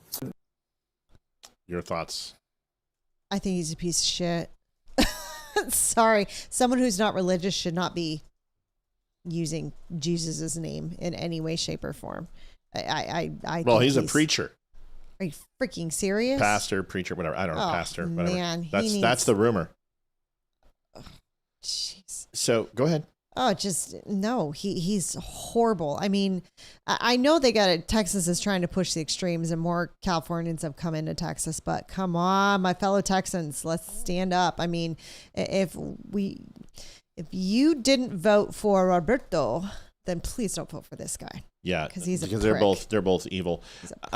So it's my understanding that the line comes from Galatians 3:28, which says, "There is neither Jew nor Greek, there is neither slave nor free, there is no female and male, for you are all one in Jesus Christ." Came from Paul of the Apostle. It's talking about spiritual equality, not biological or identity. It's that Christ doesn't make distinctions like someone's religion or someone's, whether they're free or whether there's inequities that they have on earth. They're all equal in the eyes of the Lord, their soul, and their soul will be weighed upon their actions. That's what it says. It doesn't say that God's non-binary. It also says God made us in his image, if I'm not mistaken, too, and I can read that line for you. So this guy can just go the whole way off. Yep. Now there's two of them. Go ahead. Call it out. Stephen, thank you, sir. Appreciate it. I can't pronounce the last Stephen name. Zach says... Gashua. I'm just going to call you Gashua. It's Simzak. Zimzak. What do they used to say on the Man Show? Ziggy Zacky, Ziggy Zacky, oi, oi, oi. Ziggy Zacky, Ziggy Zacky, yeah. Yep. But appreciate the donation. That's $60, folks. It's a slow night. I knew it was gonna be. I've been doing this so long. I know when there's gonna be slow nights, and you just know, and it sucks, and there's nothing you can do about it. But Paul Rivera helped with 2110, just a little bit more. Come on, dummy. See, a little $20 here, $20 there. It makes the difference. I love you guys. We appreciate you. Thank you so much. Yes. Appreciate the help. 8110. It's better than nothing. Okay, so John Stossel. I was thinking about this, and I was like, Southern Poverty Law Center. We know about it because it's really big here in Virginia. And I was like, what is it going to be? Like, or what? Where have I heard this before? And I've heard it from Crowder. I've heard it from a bunch of people. I get all that. But I actually remember that John Stossel, who I like very, very much, did a segment on the Southern Poverty Law Center and was telling us about this for quite a while. Listen to this. And while you're listening, considering thedumbshow.com/donate, folks, buy a shirt, buy a hat, buy a coffee. There's plenty of stuff there for you to go ahead and peruse, and you can go over to thedumbshow.com and see what you can do. Anonymous donated $51.99. I love you. I know who you are. Thank you so much. Thank you. And we have two Anonymouses here, and we know who you are. Thank you so much for the donation. $133.09, much better. See, it just takes the pressure off. John Stossel, he warned us. Here it is. There are dangerous hate groups in America who will warn us about them. The media have an answer. The Southern Poverty Law Center. The Southern Poverty Law Center. The Southern Poverty Law Center, based in that building in Alabama, calls itself the premier group monitoring hate groups. Looking at their map of such groups, you'd think America was consumed by hate. I once believed in the center's mission. Well-meaning people still do. Apple just gave them $1 million. But what donors don't know is that today the center smears people who don't deserve to be smeared. The presence of radical Islam. This woman grew up in Somalia, suffered female genital mutilation, so now she speaks out against radical Islam. For that, the center put her on its list. Multiculturalism failed these communities. This man was once an Islamic extremist, but then he decided radical Islam was wrong, and now he criticizes the radicals. The center labels him an anti-Muslim extremist, too. I wish they would put me on there. Join the fight against hate and bigotry. Visit SPLCenter.org. I do think that we have a problem with hate in this country. We put about 10 of these major hate groups out of business. The center's leaders, Richard Cohen and Morris Dees, would not talk to me. So commentator Nomiki Kant stepped up to defend them. They have a history, a long history. Nomiki, what? What a horrible last name. I feel bad for her. What a const. What do you say? Just, no, Miki. No more cunts. No more cunts. I've had enough cunts today, Mickey. Appreciate it. No, Mickey, no more cunts. We're done. I've told you. No more cunts. Of fighting against extremists like the KKK. Years ago, Harper's Magazine reported that the center's the wealthiest civil rights. But Nikki Kuntz, is she low-key hot? I don't know. Fighting against extremists like the KKK. Years It's just the glasses. I got a thing for glasses. Like every time you wear your glasses, your grandma glasses, when you do your painting, and I catch myself staring quite a bit. Reading glasses because I'm old. Yeah, because you're old. Go. Harper's Magazine reported that the center's the wealthiest civil rights group in America, one that spent most of its time and money on a fundraising campaign. Now, Morris Dees did once promise to stop fundraising once his endowment hit $55 million. But when he reached $55 million, he changed that to $100 million, saying that would allow them to cease costly fundraising. But when they reached $100 million, they didn't stop. Today, they have an endowment that now is over $320 million, much of which is in offshore accounts, Caymans and places like that. How do you know? Oh, we look at their 990s. And it says Cayman Islands? Yeah. They pay some of their people more than $400,000 a year. Well, it's 2017. It costs a lot of money to exist in this world. The Southern Poverty Law Center now lists people like Ben Carson, Laura Ingraham, and Jeannie Pirro as extremists. But it doesn't list Antifa, the hate group that beats up people on the right.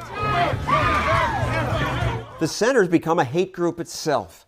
It's now a left-wing, money-grabbing slander machine.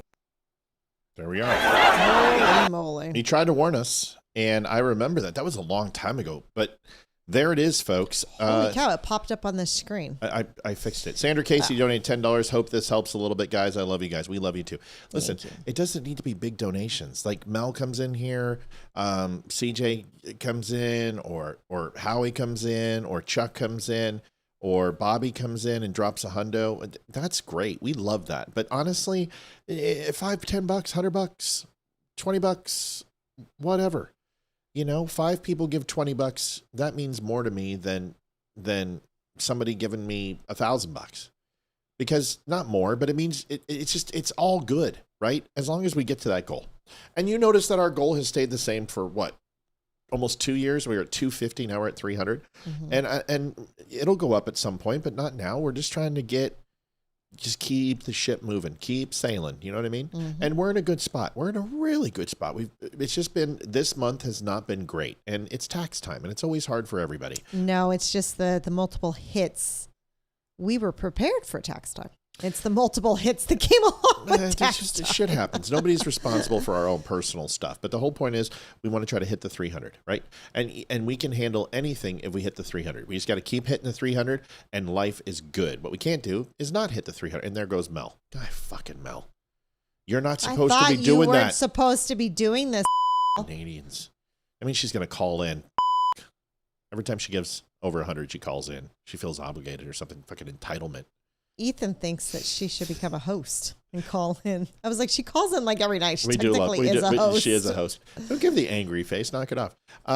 Okay, so The View. Oh my God, this one's gonna cook. I'm gonna be mad. Yes, fraud is fraud, and it should be handled, shouldn't it? It should be taken care of. Mel Lowe dating 103.48. Mel, we love you. We love you. You're just amazing. You're such a huge part of the show. We love you, Mel. When are you coming out to visit? She wants to do the concert, but I can't do it. We can't do the concert now. I'm just telling you right now. Maybe there'll be a Christmas concert. Maybe. Here is The View. This one really pisses me off. I want you to really listen to Sunny Hostin here, because she's such a what. Here she is. Yeah. I just read that this war is estimated to have already cost us $50 billion. $50 billion, which is more money than this country has spent since World War II. And then in 2027... No. Since World War II? No. No. World War II would be World War II would be about 5. Look it up. Yep. But the conversion of World War II to today's currency, I'd say 5 trillion. Do it. Look up the conversion. Say convert the cost of World War II in today's dollars. I'm going to say 5 trillion. Okay.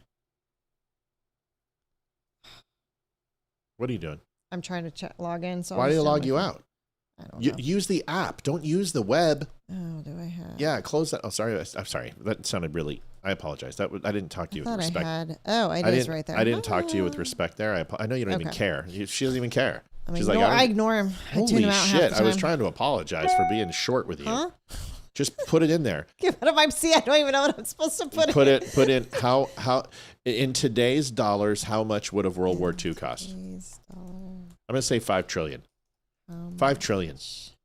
And by the way, Ukraine has cost more than that. We've given 150 billion. Look up Afghanistan. It's absolutely bullshit. It's bullshit. All right, so. What does it say? It's gave me a freaking make it short. No, just give me the dollar amount. Say, give me the dollar. Give me the dollar amount. Give me the dollar amount. Not an explanation. Oh, come on. 10 trillion in today's dollars for all U.S. wars since World War II. I didn't ask that. I said World War II, just World War II. Say just WW2. How much? What's it say? 70 trillion in today's dollars for World War II. It can't be 70 trillion. They just said all the wars were 10 trillion. Say, you are a moron. Yeah, kill it. Kill it. Come on. Just say, I just asked how much World War II. You just said all wars were 10 trillion. Asked how much World War II cost in today's money. It can't be 70 trillion. Oh, you got to tell it what it's doing wrong.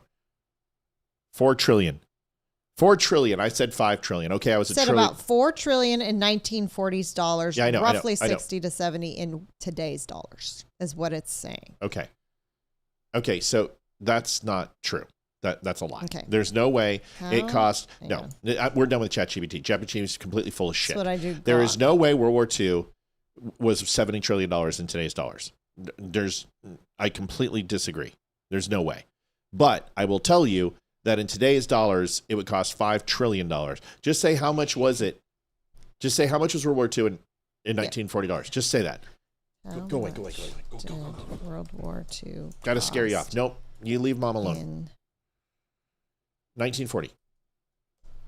Yes. What's it say? It says about 4 trillion to 5 trillion That's in what I said. 1940s era dollars. Okay, so that was so they're saying it's going to be, wait.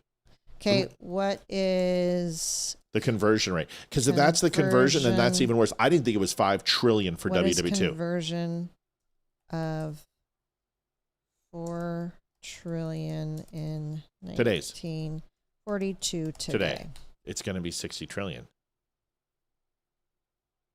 60 to 70 trillion 60 today. trillion, yeah. So it cost 4 trillion in 1940. Right. Are you a fucking moron, Sonny? Yeah, not only that, but just say that we spent. Okay, just say list the dollar amount in all the wars we've spent.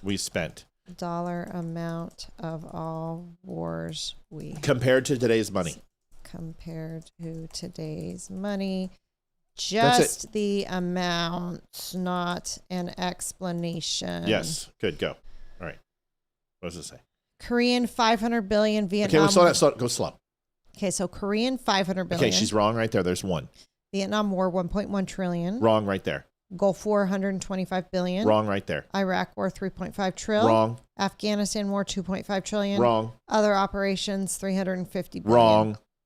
Total 8 trillion to 10 trillion. Shut up, you for stupid. Just those. What a hooker. Yeah, she's so dumb. What a dumb hooker. Maybe you should actually do some research before you open your mouth. Here's the rest.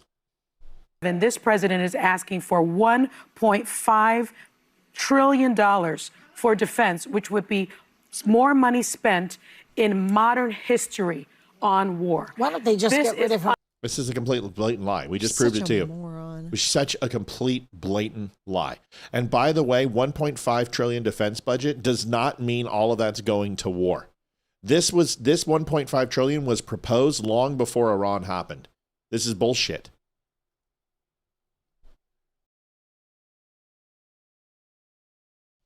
Long before this happened. Long before this happened. You need to use a French accent. Deborah Paris donated $10. Pet Yenny for me. I love to pet the pussy. I will pet the little pussy. It's a little hairy, but I will pet her. I will stroke her. I will make her purr. Deborah Paris. Olivia's cooked. It's over. Tears are coming. Tears Such a moron.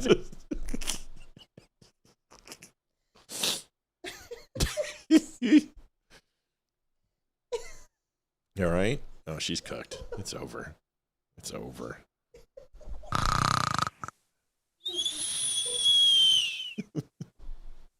She's toast. It's over.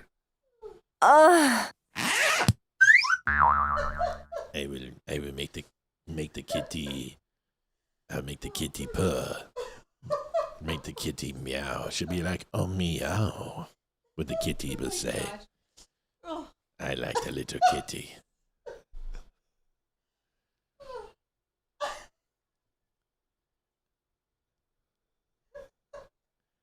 You know, I like to get the kitty a little saucer of milk and say, here you go, kitty.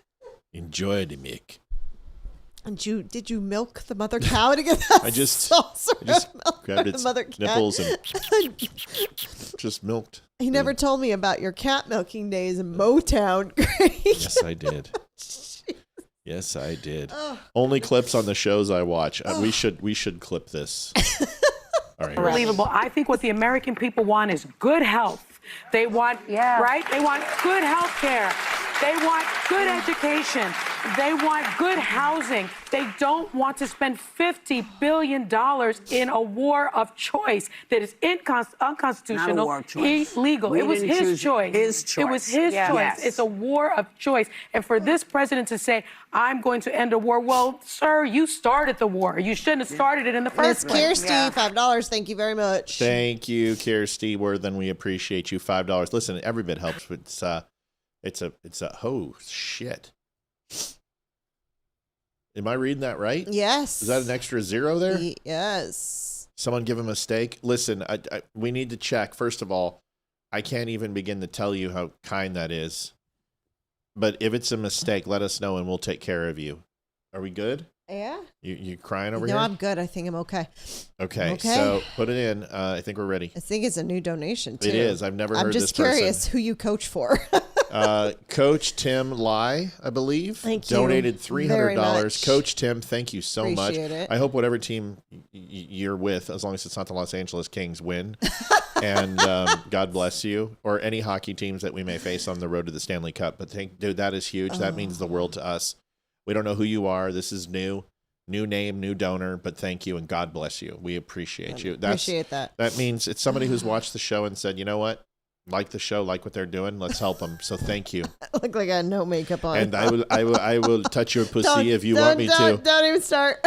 Coach Lai, I will stroke your pussy. I will shave your pussy. Oh my gosh, you're so. I will give your pussy a little kiss. Come here, my little pussy.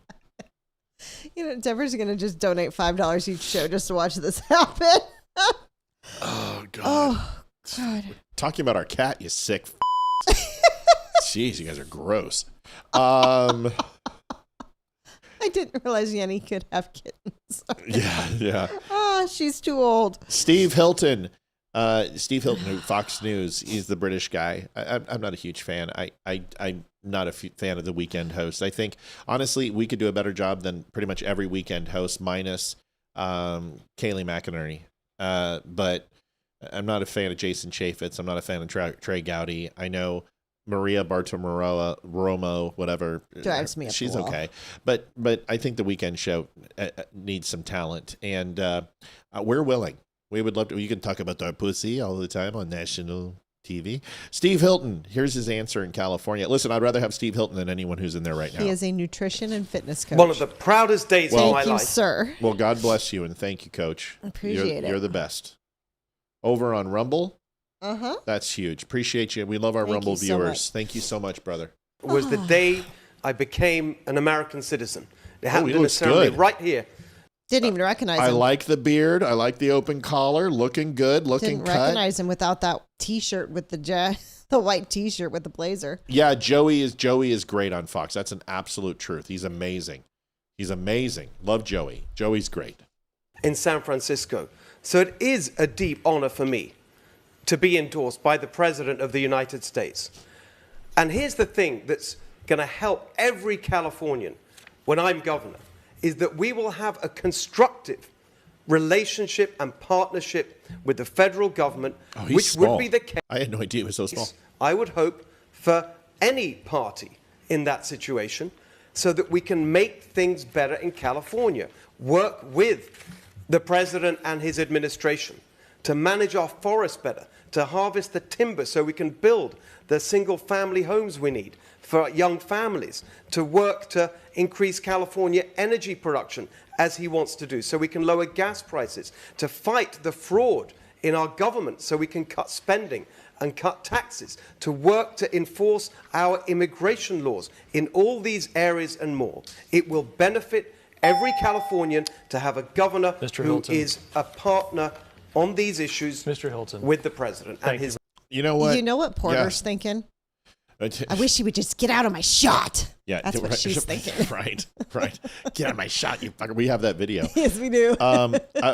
Gutfeld. Barbara, I'm not saying Gutfeld isn't talented. We're talking No, he doesn't do weekend shows. He does weekdays. It's a repeat.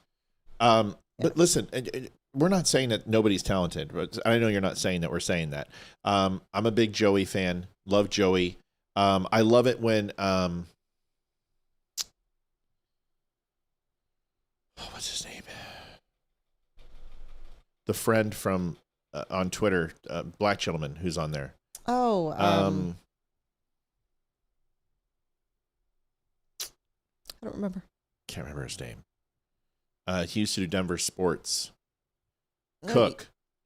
No, it's not Cook.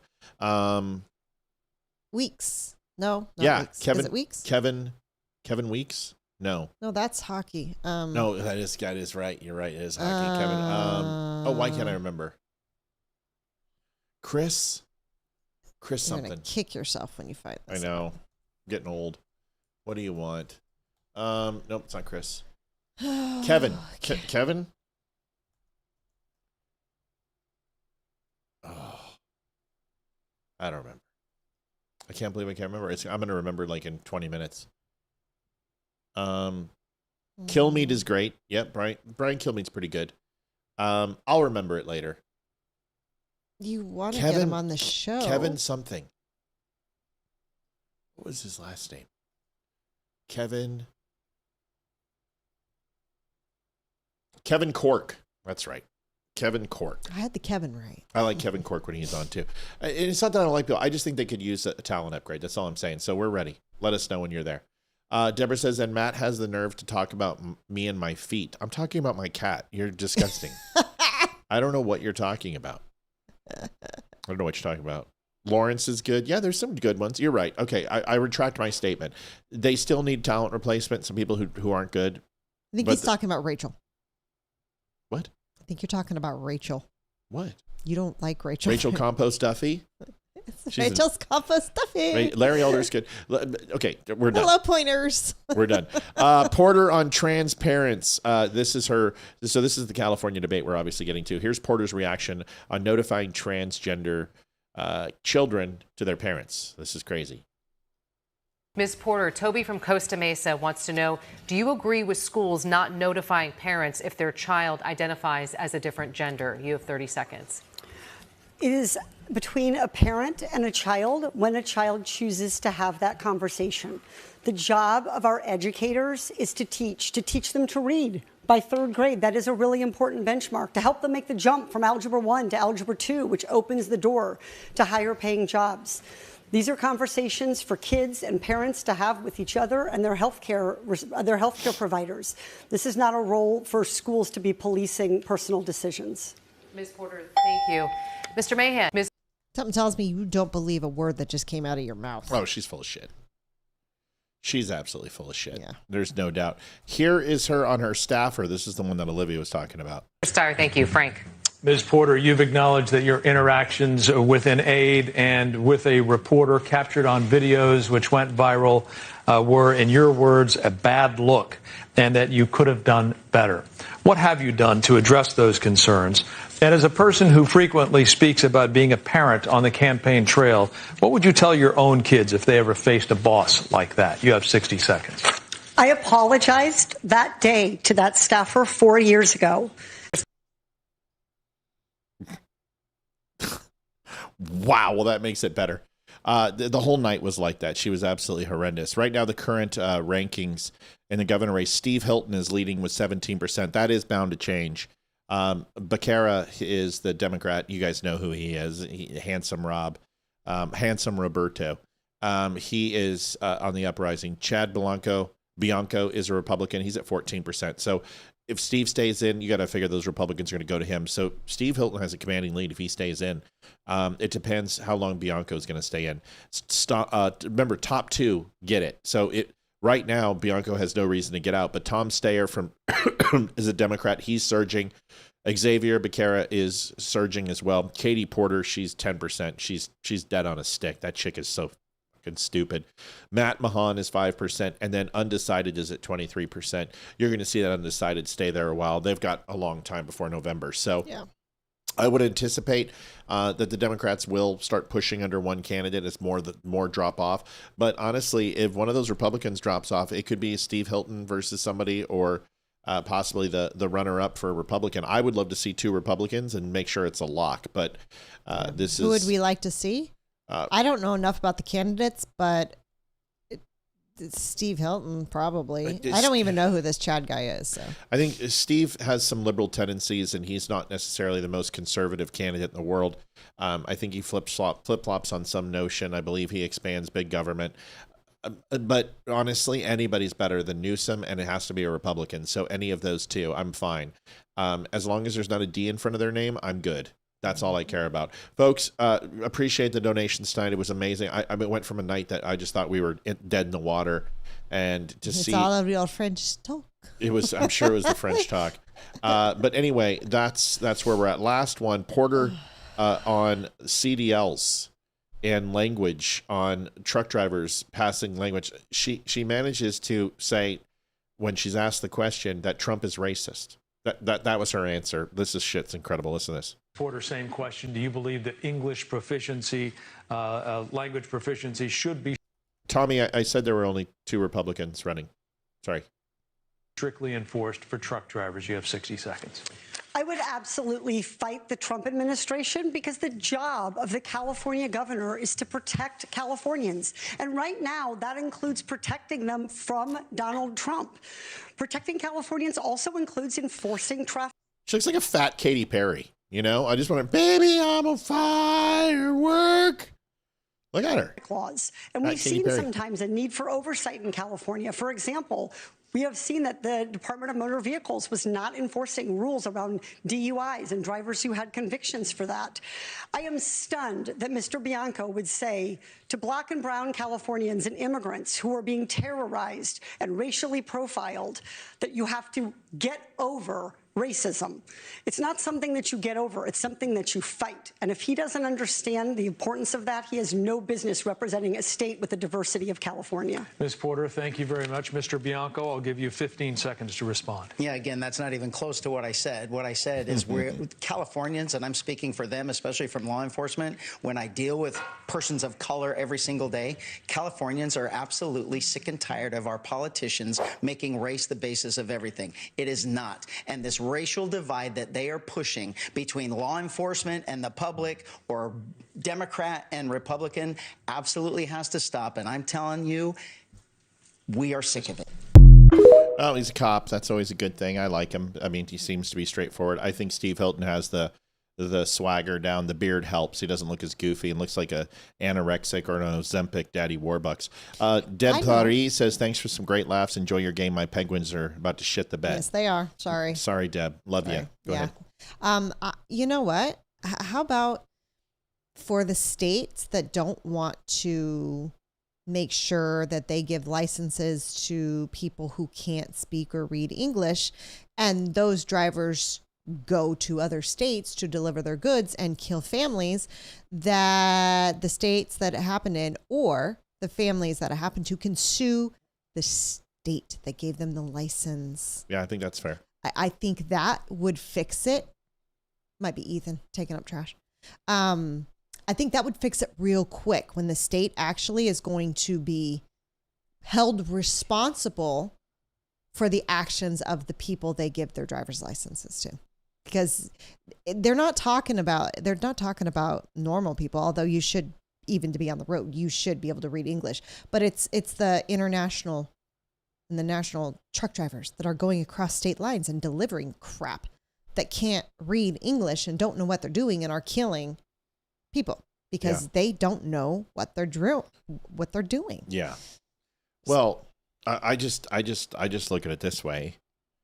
There should be a level of certification and testing that is required for anything that takes you operating heavy machinery. Like you would have to operate a forklift. You don't just go, here you go, bro, enjoy this, you know? Because if you've never operated a forklift, that shit is not easy. And even a pallet jack isn't the easiest thing. And have you ever tried to shine floors with a buffer? That's not easy. So my thoughts is that you should certify people on equipment. And in order to do that, that means there has to be some testing. And if the testings are done, it shouldn't be done in a foreign language. There should be a high level of communication that's available, and reading and writing road signs is important. I think if you need an interpreter, you shouldn't be allowed to take the test. You shouldn't be able to. Right. You should know how to read and speak English and to be able to pass that test. That should be a standard. That's the standard. We don't have, I understand people are like, they don't want English. They don't want a national language, but all of our road signs are in English. Right. They're not in, it's not, you know what, I'm coming up to this road, so I'm going to press 2 for Spanish, 3 for French, 4 for Arabic, and all of a sudden, boop, that sign's going to pop up, and it's going to be the language. No, they're in freaking English. You should have to be fluent in reading English before you get a license, especially, was it a CDL or no, not CDL? What is that's what it's called, a CDL? Yeah, commercial driver's license. Exactly. Before you get a CDL, absolutely. Yep. If I want, when the kids leave, we've already talked about this. We want to get an RV and we want to go across.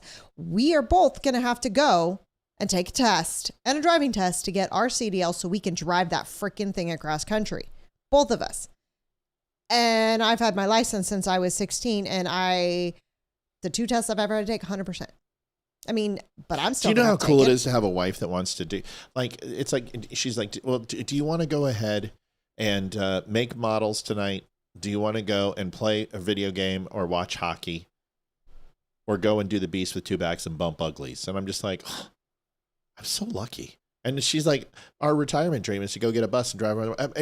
Like, do you know how nice? Because you marry somebody that you've got hobbies with. You know, Ethan was bragging about me to kids in the dugout last night about my hockey knowledge, and of course the kids were like, yeah, I know more than your mom. No, Some loving over you. He's like, hey mom, how long you been watching hockey? I said 27 years. And then I hear him talking about it, and I guess he was like, yeah, the kid's like, no, I know more than her. And he's like 11, and he's like, yeah, no, I don't think so. But yeah, I don't I do not think it's a coincidence that Tim Cook is stepping down before this story. No. Yeah. Before what story? No, Olivia Shane. Olivia participates like crazy now. It took a while to get her comfortable, and then also for me to realize my own, I can be domineering in my conversations, and I'm aware. And there's times I still do it, and tonight I go off on something. But Olivia has really started done well. What's the game Windrose? Windrose is that code for sex? Yes. We play that game all the time. You two should play the game. Find out what it is. I don't know. I don't know. I have no idea what she's talking about. As long as it's couch co-op. If it requires two online accounts and 2, no, I won't do that. Couch co-op is important. Not coach. We're going to get a bus. We're going to get this is going to be our home. You know, it's literally going to be us going to an RV park. You know, we could probably get my mom's at that time. We're going to get a real one. We're going to get a big one because I can't go into something small. I need something big. We can walk around and have a bed, have a dining room, have a shower. I don't want a small coach. I want a bus. And because that's what we want. Windrose, I don't know, but it sounds fun. It's a pirate-themed open-world survival RPG where players captain a ship, explore procedurally generated islands, build settlements, and engage in both naval and land combat. That sounds fun to me. I kind of like that stuff. Let me see. But it's co-op. Imagine survival, building bases, raiding pirates in the Caribbean. Yes, I'm totally down. Like, that's my type of game. As long as it's 2-player. Single player offline and multiplayer co-op. Well, is it PS5? Windrose. It sounds like PC to me. Sounds like PC. Because like Olivia and I, we got Diablo coming up. That's out in 3 days. We're gonna be playing the shit out of that. No, it does not support couch co-op. You guys should see my model. And Holy it's crap. PC only, unfortunately. Ethan, you guys got to see this real quick. This thing. Are you sure you trust him to? Yeah, I trust him. He's my son. I believe in him. Slowly pick up my model carefully. The engines are not glued in, and just bring it to me. Be very slow and careful. So this is the F-14 I'm building. You guys understand? Just the cockpit alone took me like 20 hours. So it's a lot of detail. I mean, if you saw the cockpit, every panel, the characters, it's all paint. It's. I'm ready to start painting the body, and you're going to see it when it's finished. But it's got another 40, 50 hours remaining. Sure.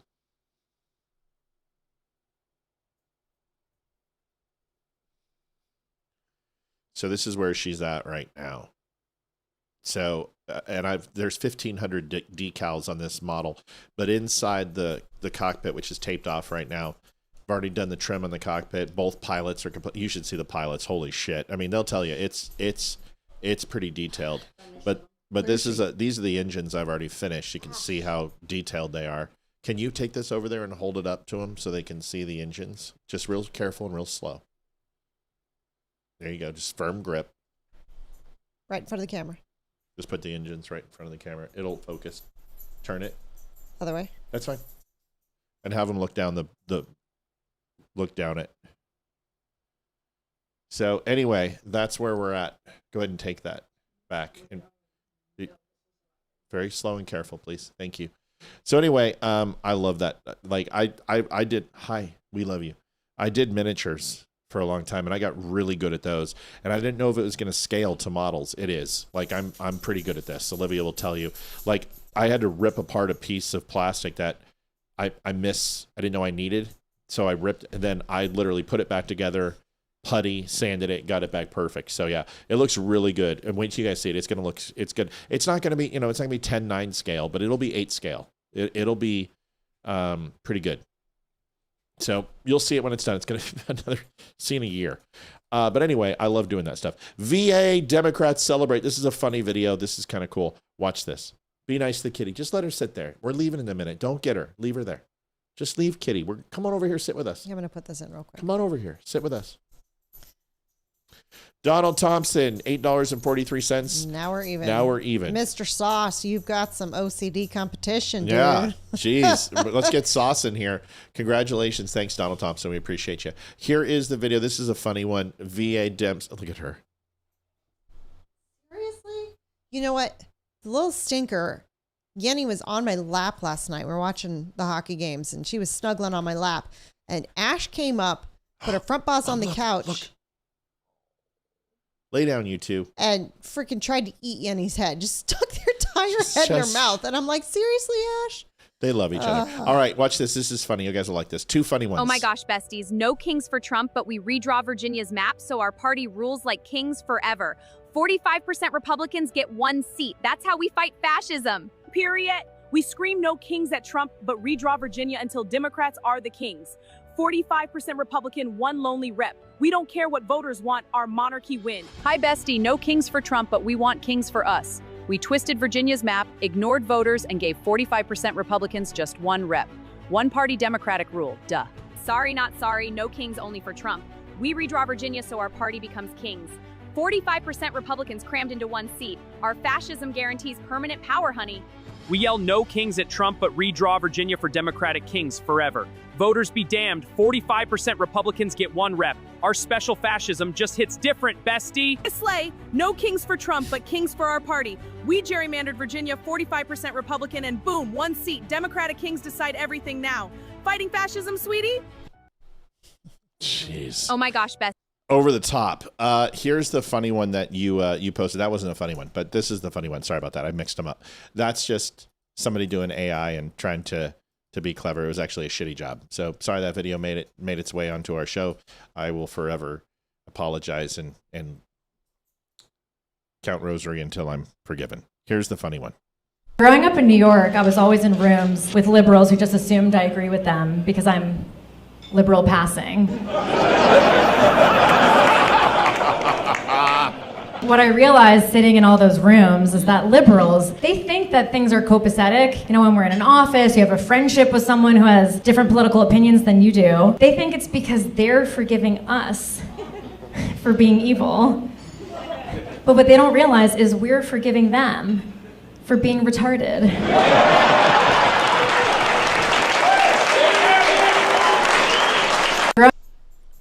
Told you that one was funny. Yeah, that one's good.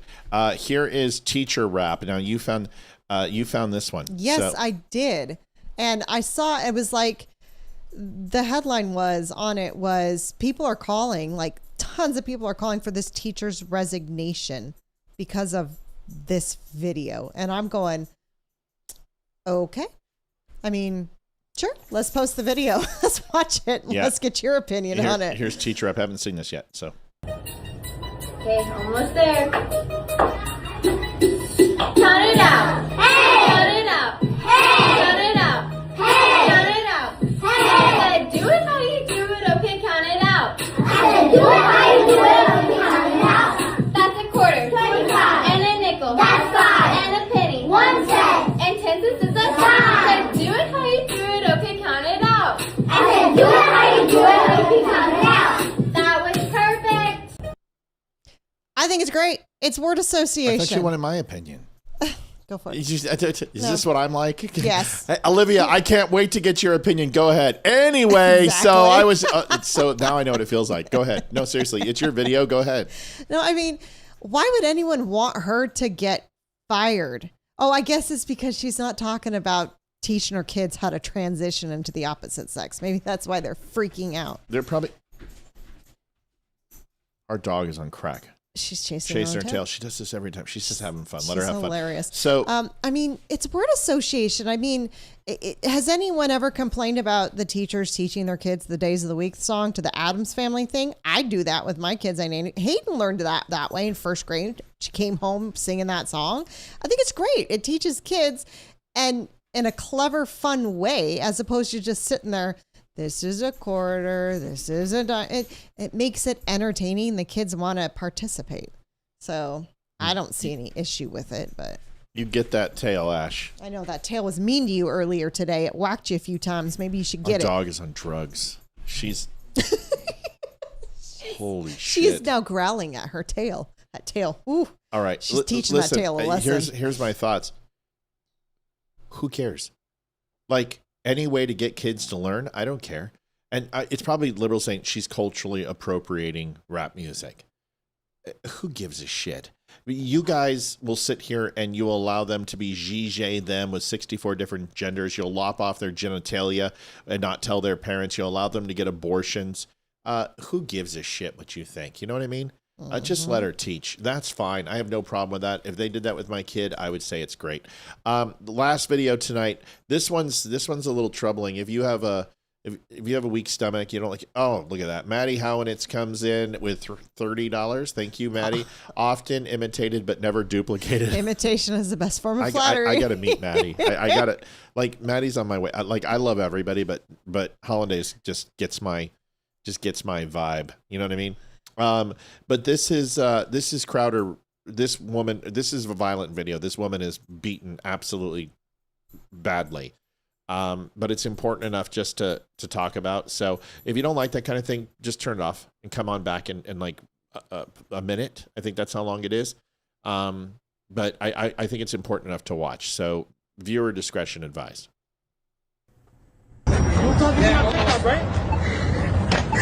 He's asking for the phone number. Right now, right? Do it. No, you stand right here. You will. No, you stand right here. You stand right here. Why is he trying to keep her there? She refused his phone number. Oh.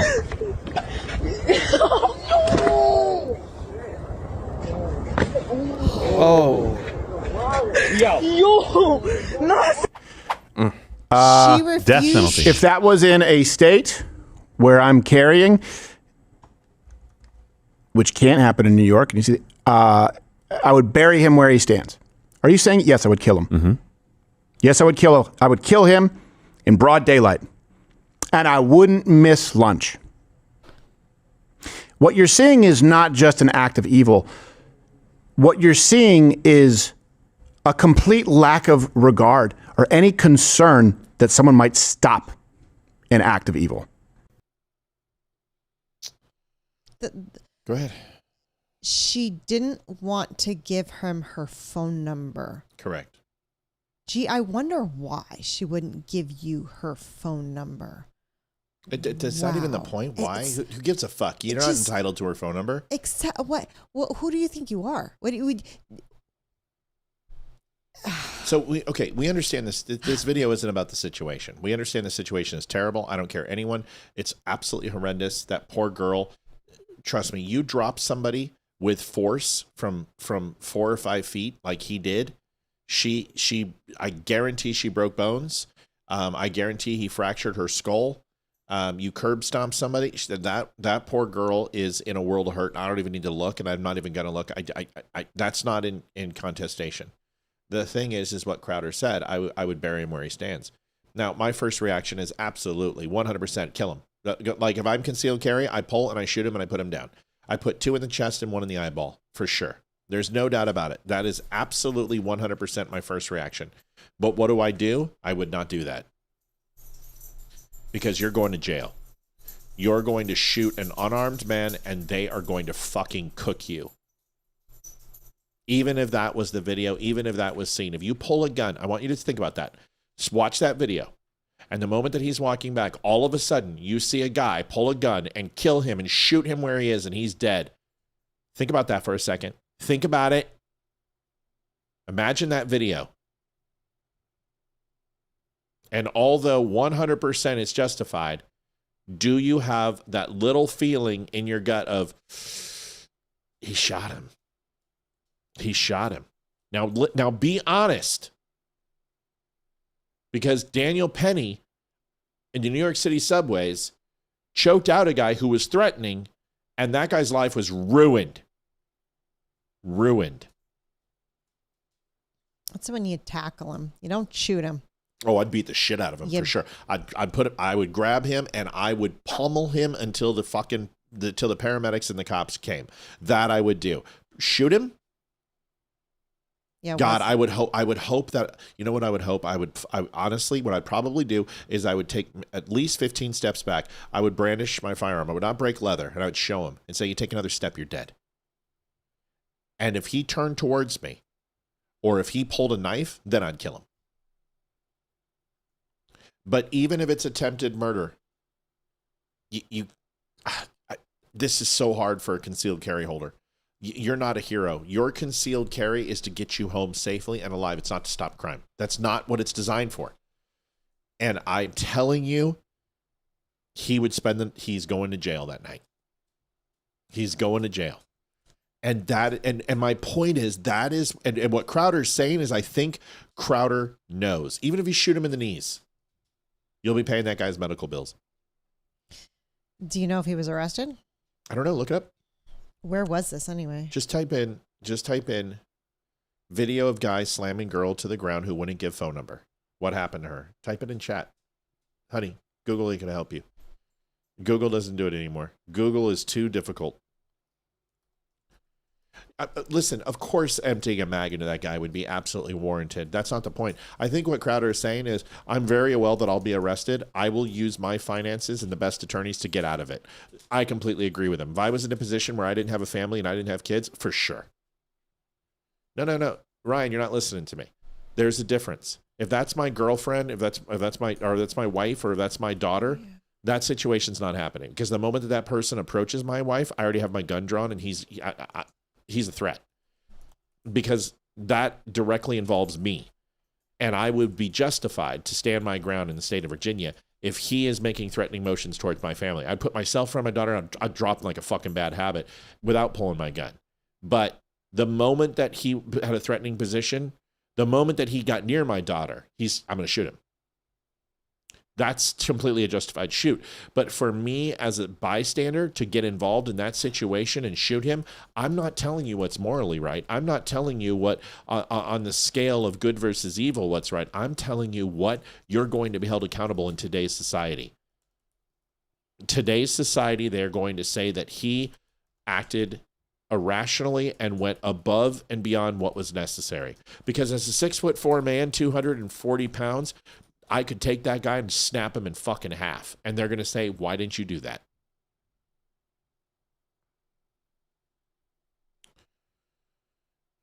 Yeah, I'm not trying to say what's popular. I'm not trying to say what's popular. I get every single thing everyone's saying. What everyone's saying. My first gut reaction. But if he went after my family, it's a completely different situation. If you insert yourself into a situation like that, in today's society, you're going to be held accountable. And you can't tell me that's true. Not true, because look at Daniel Penny. Daniel Penny was unarmed. Yeah, he needed to be shot on the spot. I don't disagree with you. And he should have been. All right. So it sounds like he was arrested and charged with felony assault. It happened in New York City. It should be attempted murder. Should be attempted murder, yeah, right? It should be. She was hospitalized, injury reported, concussion, head trauma from being slammed and stomped on, and bruising and likely swelling to the head or face. So, but it doesn't say how bad the concussion is. That's not accurate. Find an article. I don't care about your opinion. Find an article on what happened. I don't care about your opinion. And then it's going to say, oh, I can't find anything. I was just assuming. See, this is what ChatGPT. This is why you can't trust Chat. You can't trust Grok either. You can't trust any of these things. There we go. Perfect.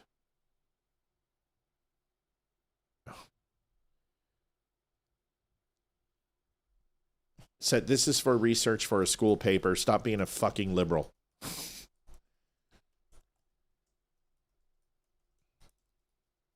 She said stop being a fucking liberal. I did. Click on it fast as soon as it pops up. Okay, here we go. Okay. Suspect is a 14-year-old male. That was a 14-year-old? See, that's the thing. You shoot him and he's 14 and that's all they hear. Prosecutor goes, you shot a 14-year-old boy for making a horrible mistake. See, this is what they would do. 14 years old. See? Yep. So your first reaction is kill him, but he's 14. And that, have you never made a mistake in your life before you murdered him and struck him down? You bigot, racist. That's what they'll do. That's what they do. Go ahead. The victim, she was 15-year-old. Hayden's age, jeez. No names released because they're both minors. It was in East Harlem. Injury, concussion, head trauma, bleeding, possible neck injury. She was hospitalized, later reported she's stable and recovering. Arrested and charged with assault. Handled in family court due to age. See, that should be it. Attempted murder, and he should be tried as an adult. That's it. Mm-hmm. Attempted murder, tried as an adult. Because that guy is going to kill somebody someday. That guy is fucking crazy. That guy deserves to be put down. Hands down. The fact that because she refused Right. He was him. such a nice boy. They would put him in a tie, and they would show a picture of him, you know. Every other one, he has a pick in his hair, and he's rocking red or blue. You know, and he's putting up gang colors and gang signs with his AK-47, but they would find some picture of him when he was like 6 years old in a tie for baptism and put that up. He was such a good boy. He was so quiet. He was a track star. He was such a good, the same thing that they're doing with the Carmelo Anthony case. This is just what they do, man. I'm going to feel I feel horrible for that girl already, but what the defense is going to do to her. Yep. And how they're going to portray who she is. Yep. Because she's white and he's black. That's it. You know, well, did you say she called me the N-word under her breath. I heard it because that's going to be the defense. This is the shit that happens. Now, do I agree with Crowder? Yeah, because emotionally I'm with Crowder. Like I'm right with you. But in the end, I ask myself when I conceal carry every single day, is this stopping me from getting home? And if the answer is no, I'm not breaking leather. I'm not. The moment I can't get home or my family can't get home because of these actions, that's the only time I will shoot. And it sucks. Because in the old days, you would shoot that man dead like a dog. Yeah, notice we didn't see it in the media. Yep. No, of course you won't see that. Dude, there's thousands of those videos that are out there. Hundreds of thousands of videos out there. And there's always one common denominator. I hate to say it, but the gang mentality and the culture inside African-American culture is killing Black American youth. And it's been this way for a long fucking time. And it's never going to change. It's never going to change. Anyway, oh yeah, he'll go free. Oh, I'm sure. Last thing is end of the videos, and then we're going to get out of here at 9:15. Want to say thank you for everybody who donated. Made this such a great night. We appreciate you. I did not expect this tonight. Means the world to me. Here is Spanberger, who was finally sat down and asked about her actions. The hope of her actions, the actions of her gerrymandering Virginia. Will this have an impact on the nation? Here's the last video, and we'll be right back. Do you worry that states, districts all over the country now will just go tit for tat trying to do this, not every 10 years, but whenever they feel the need? I certainly think that that is a fair concern, which is why absolutely when Democrats take a majority in the House of Representatives, my hope and expectation will be that there will be serious conversations about redistricting reforms and the process by which all 50 states will take on redistricting efforts. But I think essential to the conversation, as I mentioned, in Virginia, was our commitment to our bipartisan commission. And so I think it's important that every step along the way, we weren't saying, okay, this is the new normal of this kind of tit for tat. We were saying at this moment, we are taking a responsive and temporary step, and we in the Commonwealth of Virginia are committed to getting back to that bipartisan commission. So I think that that was an essential part of the discussion here. You're full of shit. You're looking forward to getting back to that bipartisan commission. Lady, you're the fucking reason why that bipartisan commission was this close from being completely annulled. What is she talking about? And how do you allow that interview to take place without saying, what are you talking about, lady? You're the one that just pushed this vote forward in April with language that was basically written by Kamala Harris that was deceptive based on political and emotional gains. You went through the General Assembly of the State House and completely negated that. And you took the most balanced district in Virginia with a 6-5 representation, which represents our overall voting demographic, and made it a 10-1 split. What the hell are you talking about? This lady, I'm telling you right now, and you mark my words, they're going to run her for president. I've said it. I've told you it. I've been saying it for a long time. The moment that they made her be the response in the State of the Union, the reason they're pushing her out in the forefront is because the amount of national publicity. And right now, I promise you, there are focus groups polling to see if she is likable. That's why she's putting on makeup now. You know, she has makeup on. Look at the video again. Do you worry that states, districts all over the country, 50 states will take on She's got lipstick on. She's got a little bit of blush on. She doesn't wear makeup. Go look at her election videos. Not any makeup whatsoever. She's got eyeshadow on. She's putting on makeup, folks. Right there, she's getting tested. She's getting focus group. They're checking to see if she is likable and relatable in America. They are running her, and that's why they're doing this. I think they knew it was going to get struck down. I truly believe this is a statement to get her on the national stage. And if you're like, oh my God, why would they spend $50 million for that? They spent $1.5 billion on Kamala. Yeah. I'm telling you right now, watch out. That chick is going to be pushed forward, and they're at least going to float her. Now they're going to do the sampling to see if she's likable, and then you're going to start hearing it. It's going to be placed. She's going to start doing shows. She'll be on CNN. She'll be on MS Now. She'll go on late night. She'll start getting some attention. They'll start planning stories as the freedom fighter against the Republicans and Donald Trump. The only person who will stand up against Donald Trump. You can see it written now. They're floating her. She's not going to be running against Donald Trump. That doesn't matter. That's all they have to run on. You know this, baby. I know. It doesn't matter what did Kamala run on? Tell me what her policies were. I have no idea. There weren't any. I know. It was, I hate Trump. What have they run on in all the midterms? I hate Trump. What are they running on the special elections? I hate Trump. What are the Democrats saying now? I hate Trump. Why did we lock down the government? I hate Trump. Why do we support Hamas? I hate Trump. Why do we not like Jews anymore? I hate Trump. They will run on Trump forever. How long did they run on Bush? How long did they run on the Bush Jr.? Obama ran on that for 8 years. They ran on that. This is what they do. This is what they always do. They vote on the previous predecessor. They go ahead and talk about that. That's their policy. That's what they're going to do. So they will run on Trump and keep bringing him up. This will be the Democrat playbook for a decade. They'll be talking about Trump. What they do.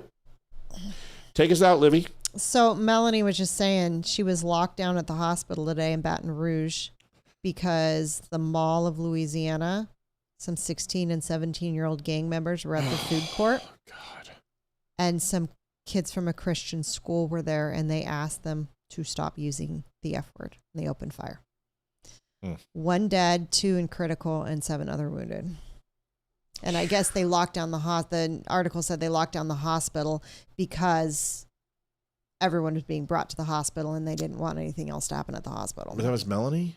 Melanie, yeah. Oh, God, I'm sorry. That's horrible. That is. What a crappy day. Yeah, it looks like a bunch of medical facilities were locked down because if they're gang members, they don't want more gang violence. Can I explain something? Every night we go out on the couch, this cat gets love, and we love her, and she sits next to us, and we pet her. She is on the show. She's jealous of the mics. She doesn't like the microphones. She doesn't like Mom on that. She wants Mom to pay attention to her. She doesn't like Mom having the pink ball. She will bite and scratch and get pissed at people if they don't love her. And that's what she's doing right now. And she'll come up and she'll put her paw on Mom's face and use her nails. Use her nails. She doesn't mean to. But this cat is not the victim, okay? So everyone needs to, excluding you, Deb, this cat is not the victim. She is an attention whore. She is. And, after the show, we always get our snacks, and I go on the couch, and I'm eating my snack, and she jumps up and tries to bat the snack out of my hand. So, of course, I push her down. And then she sits there and looks at me and just wants attention. And as soon as I'm done for this eating, I'm like, okay, come on up. She turns her back on me and goes and lays down in her bed and sits there the rest of the night and won't look at me. This cat is fine. This cat is loved. And there's a reason my dog goes after her. Because she's loved. Listen, I live with 5 women. Olivia, Hayden, my cat, my dog, and my lizard. And sometimes my son. Not going to lie. Not going to lie. So don't ever feel bad for this cat. That's all I'm saying. Don't ever feel bad for this cat. She Liv. is spoiled to death. Yes, she is. Take us out, Liv. Who's coming up? All right. Next Friday is Damani again. Of course, we love Damani, as well as our first Jacket Friday of May. Then Jeremy Mitchell, who works with Chris Paronto, will be on the 7th. T.S. Dixon will be back on the 15th. Ryan Weaver back in the house on the 26th. We haven't had him in a couple years. It's been a while, so super excited. Ryan Samuels will be back for a show, and then we have Dave Bondi back, and then Lara Logan will be sometime end of June, beginning of July. And I've got my feelers out for other people, but I'm waiting to get the show booked for Lara before I book anyone else, because I want to make sure her date is open, because it's going to be a quick thing. She's coming back from something and then leaving for something, so I want to leave it open. But we'll also be doing a pre-recorded daytime interview with Chicks on the Right. Huge. They're in Texas on some fan thing right now, so hopefully I will talk to them next week and get that booked and figured out. So we'll let you know. Exciting. A lot of good stuff. We appreciate you guys. We thank you so much. You're right. Olivia is really coming into her own on the show. Amy is always great. And then Leroy and I are also doing really well. Leroy was not here tonight because they switched nights. Then he's in Nashville. Yes. Yeah, I will be on the show Monday, Thursday, and Friday for the next couple of months because of baseball. Ethan has baseball games every Wednesday. So. Yep. And Maria, thank you so much. And listen, tonight was such a great night. There might be a time next week where I can take a night off and actually go see my son's game on Wednesday, which I love to do. He might be pitching. This means a great deal to me, you guys. I appreciate you. Keep rocking on. Thanks for watching. Hey, do me a favor, guys. Hit the like button before you leave. We got 105. That's good, but we always like a little likes. Just hit the like button. We appreciate you. Thanks for following. Thanks for watching. We're back on tomorrow. Red Friday, Yes, Red Friday. 7 o'clock. Go Avs. Let's have a great night. Good night. Y'all. Adjusting transmitter output. This is the Don't Unfriend Me show with your hosts, Matt, Leroy, Amy, and Olivia. Geopolitics, military analysis, and election coverage. Coming to you live on all major social media channels at The Dumb Show. Honest, direct, unfiltered. We can agree, we can disagree. Just don't unfriend me.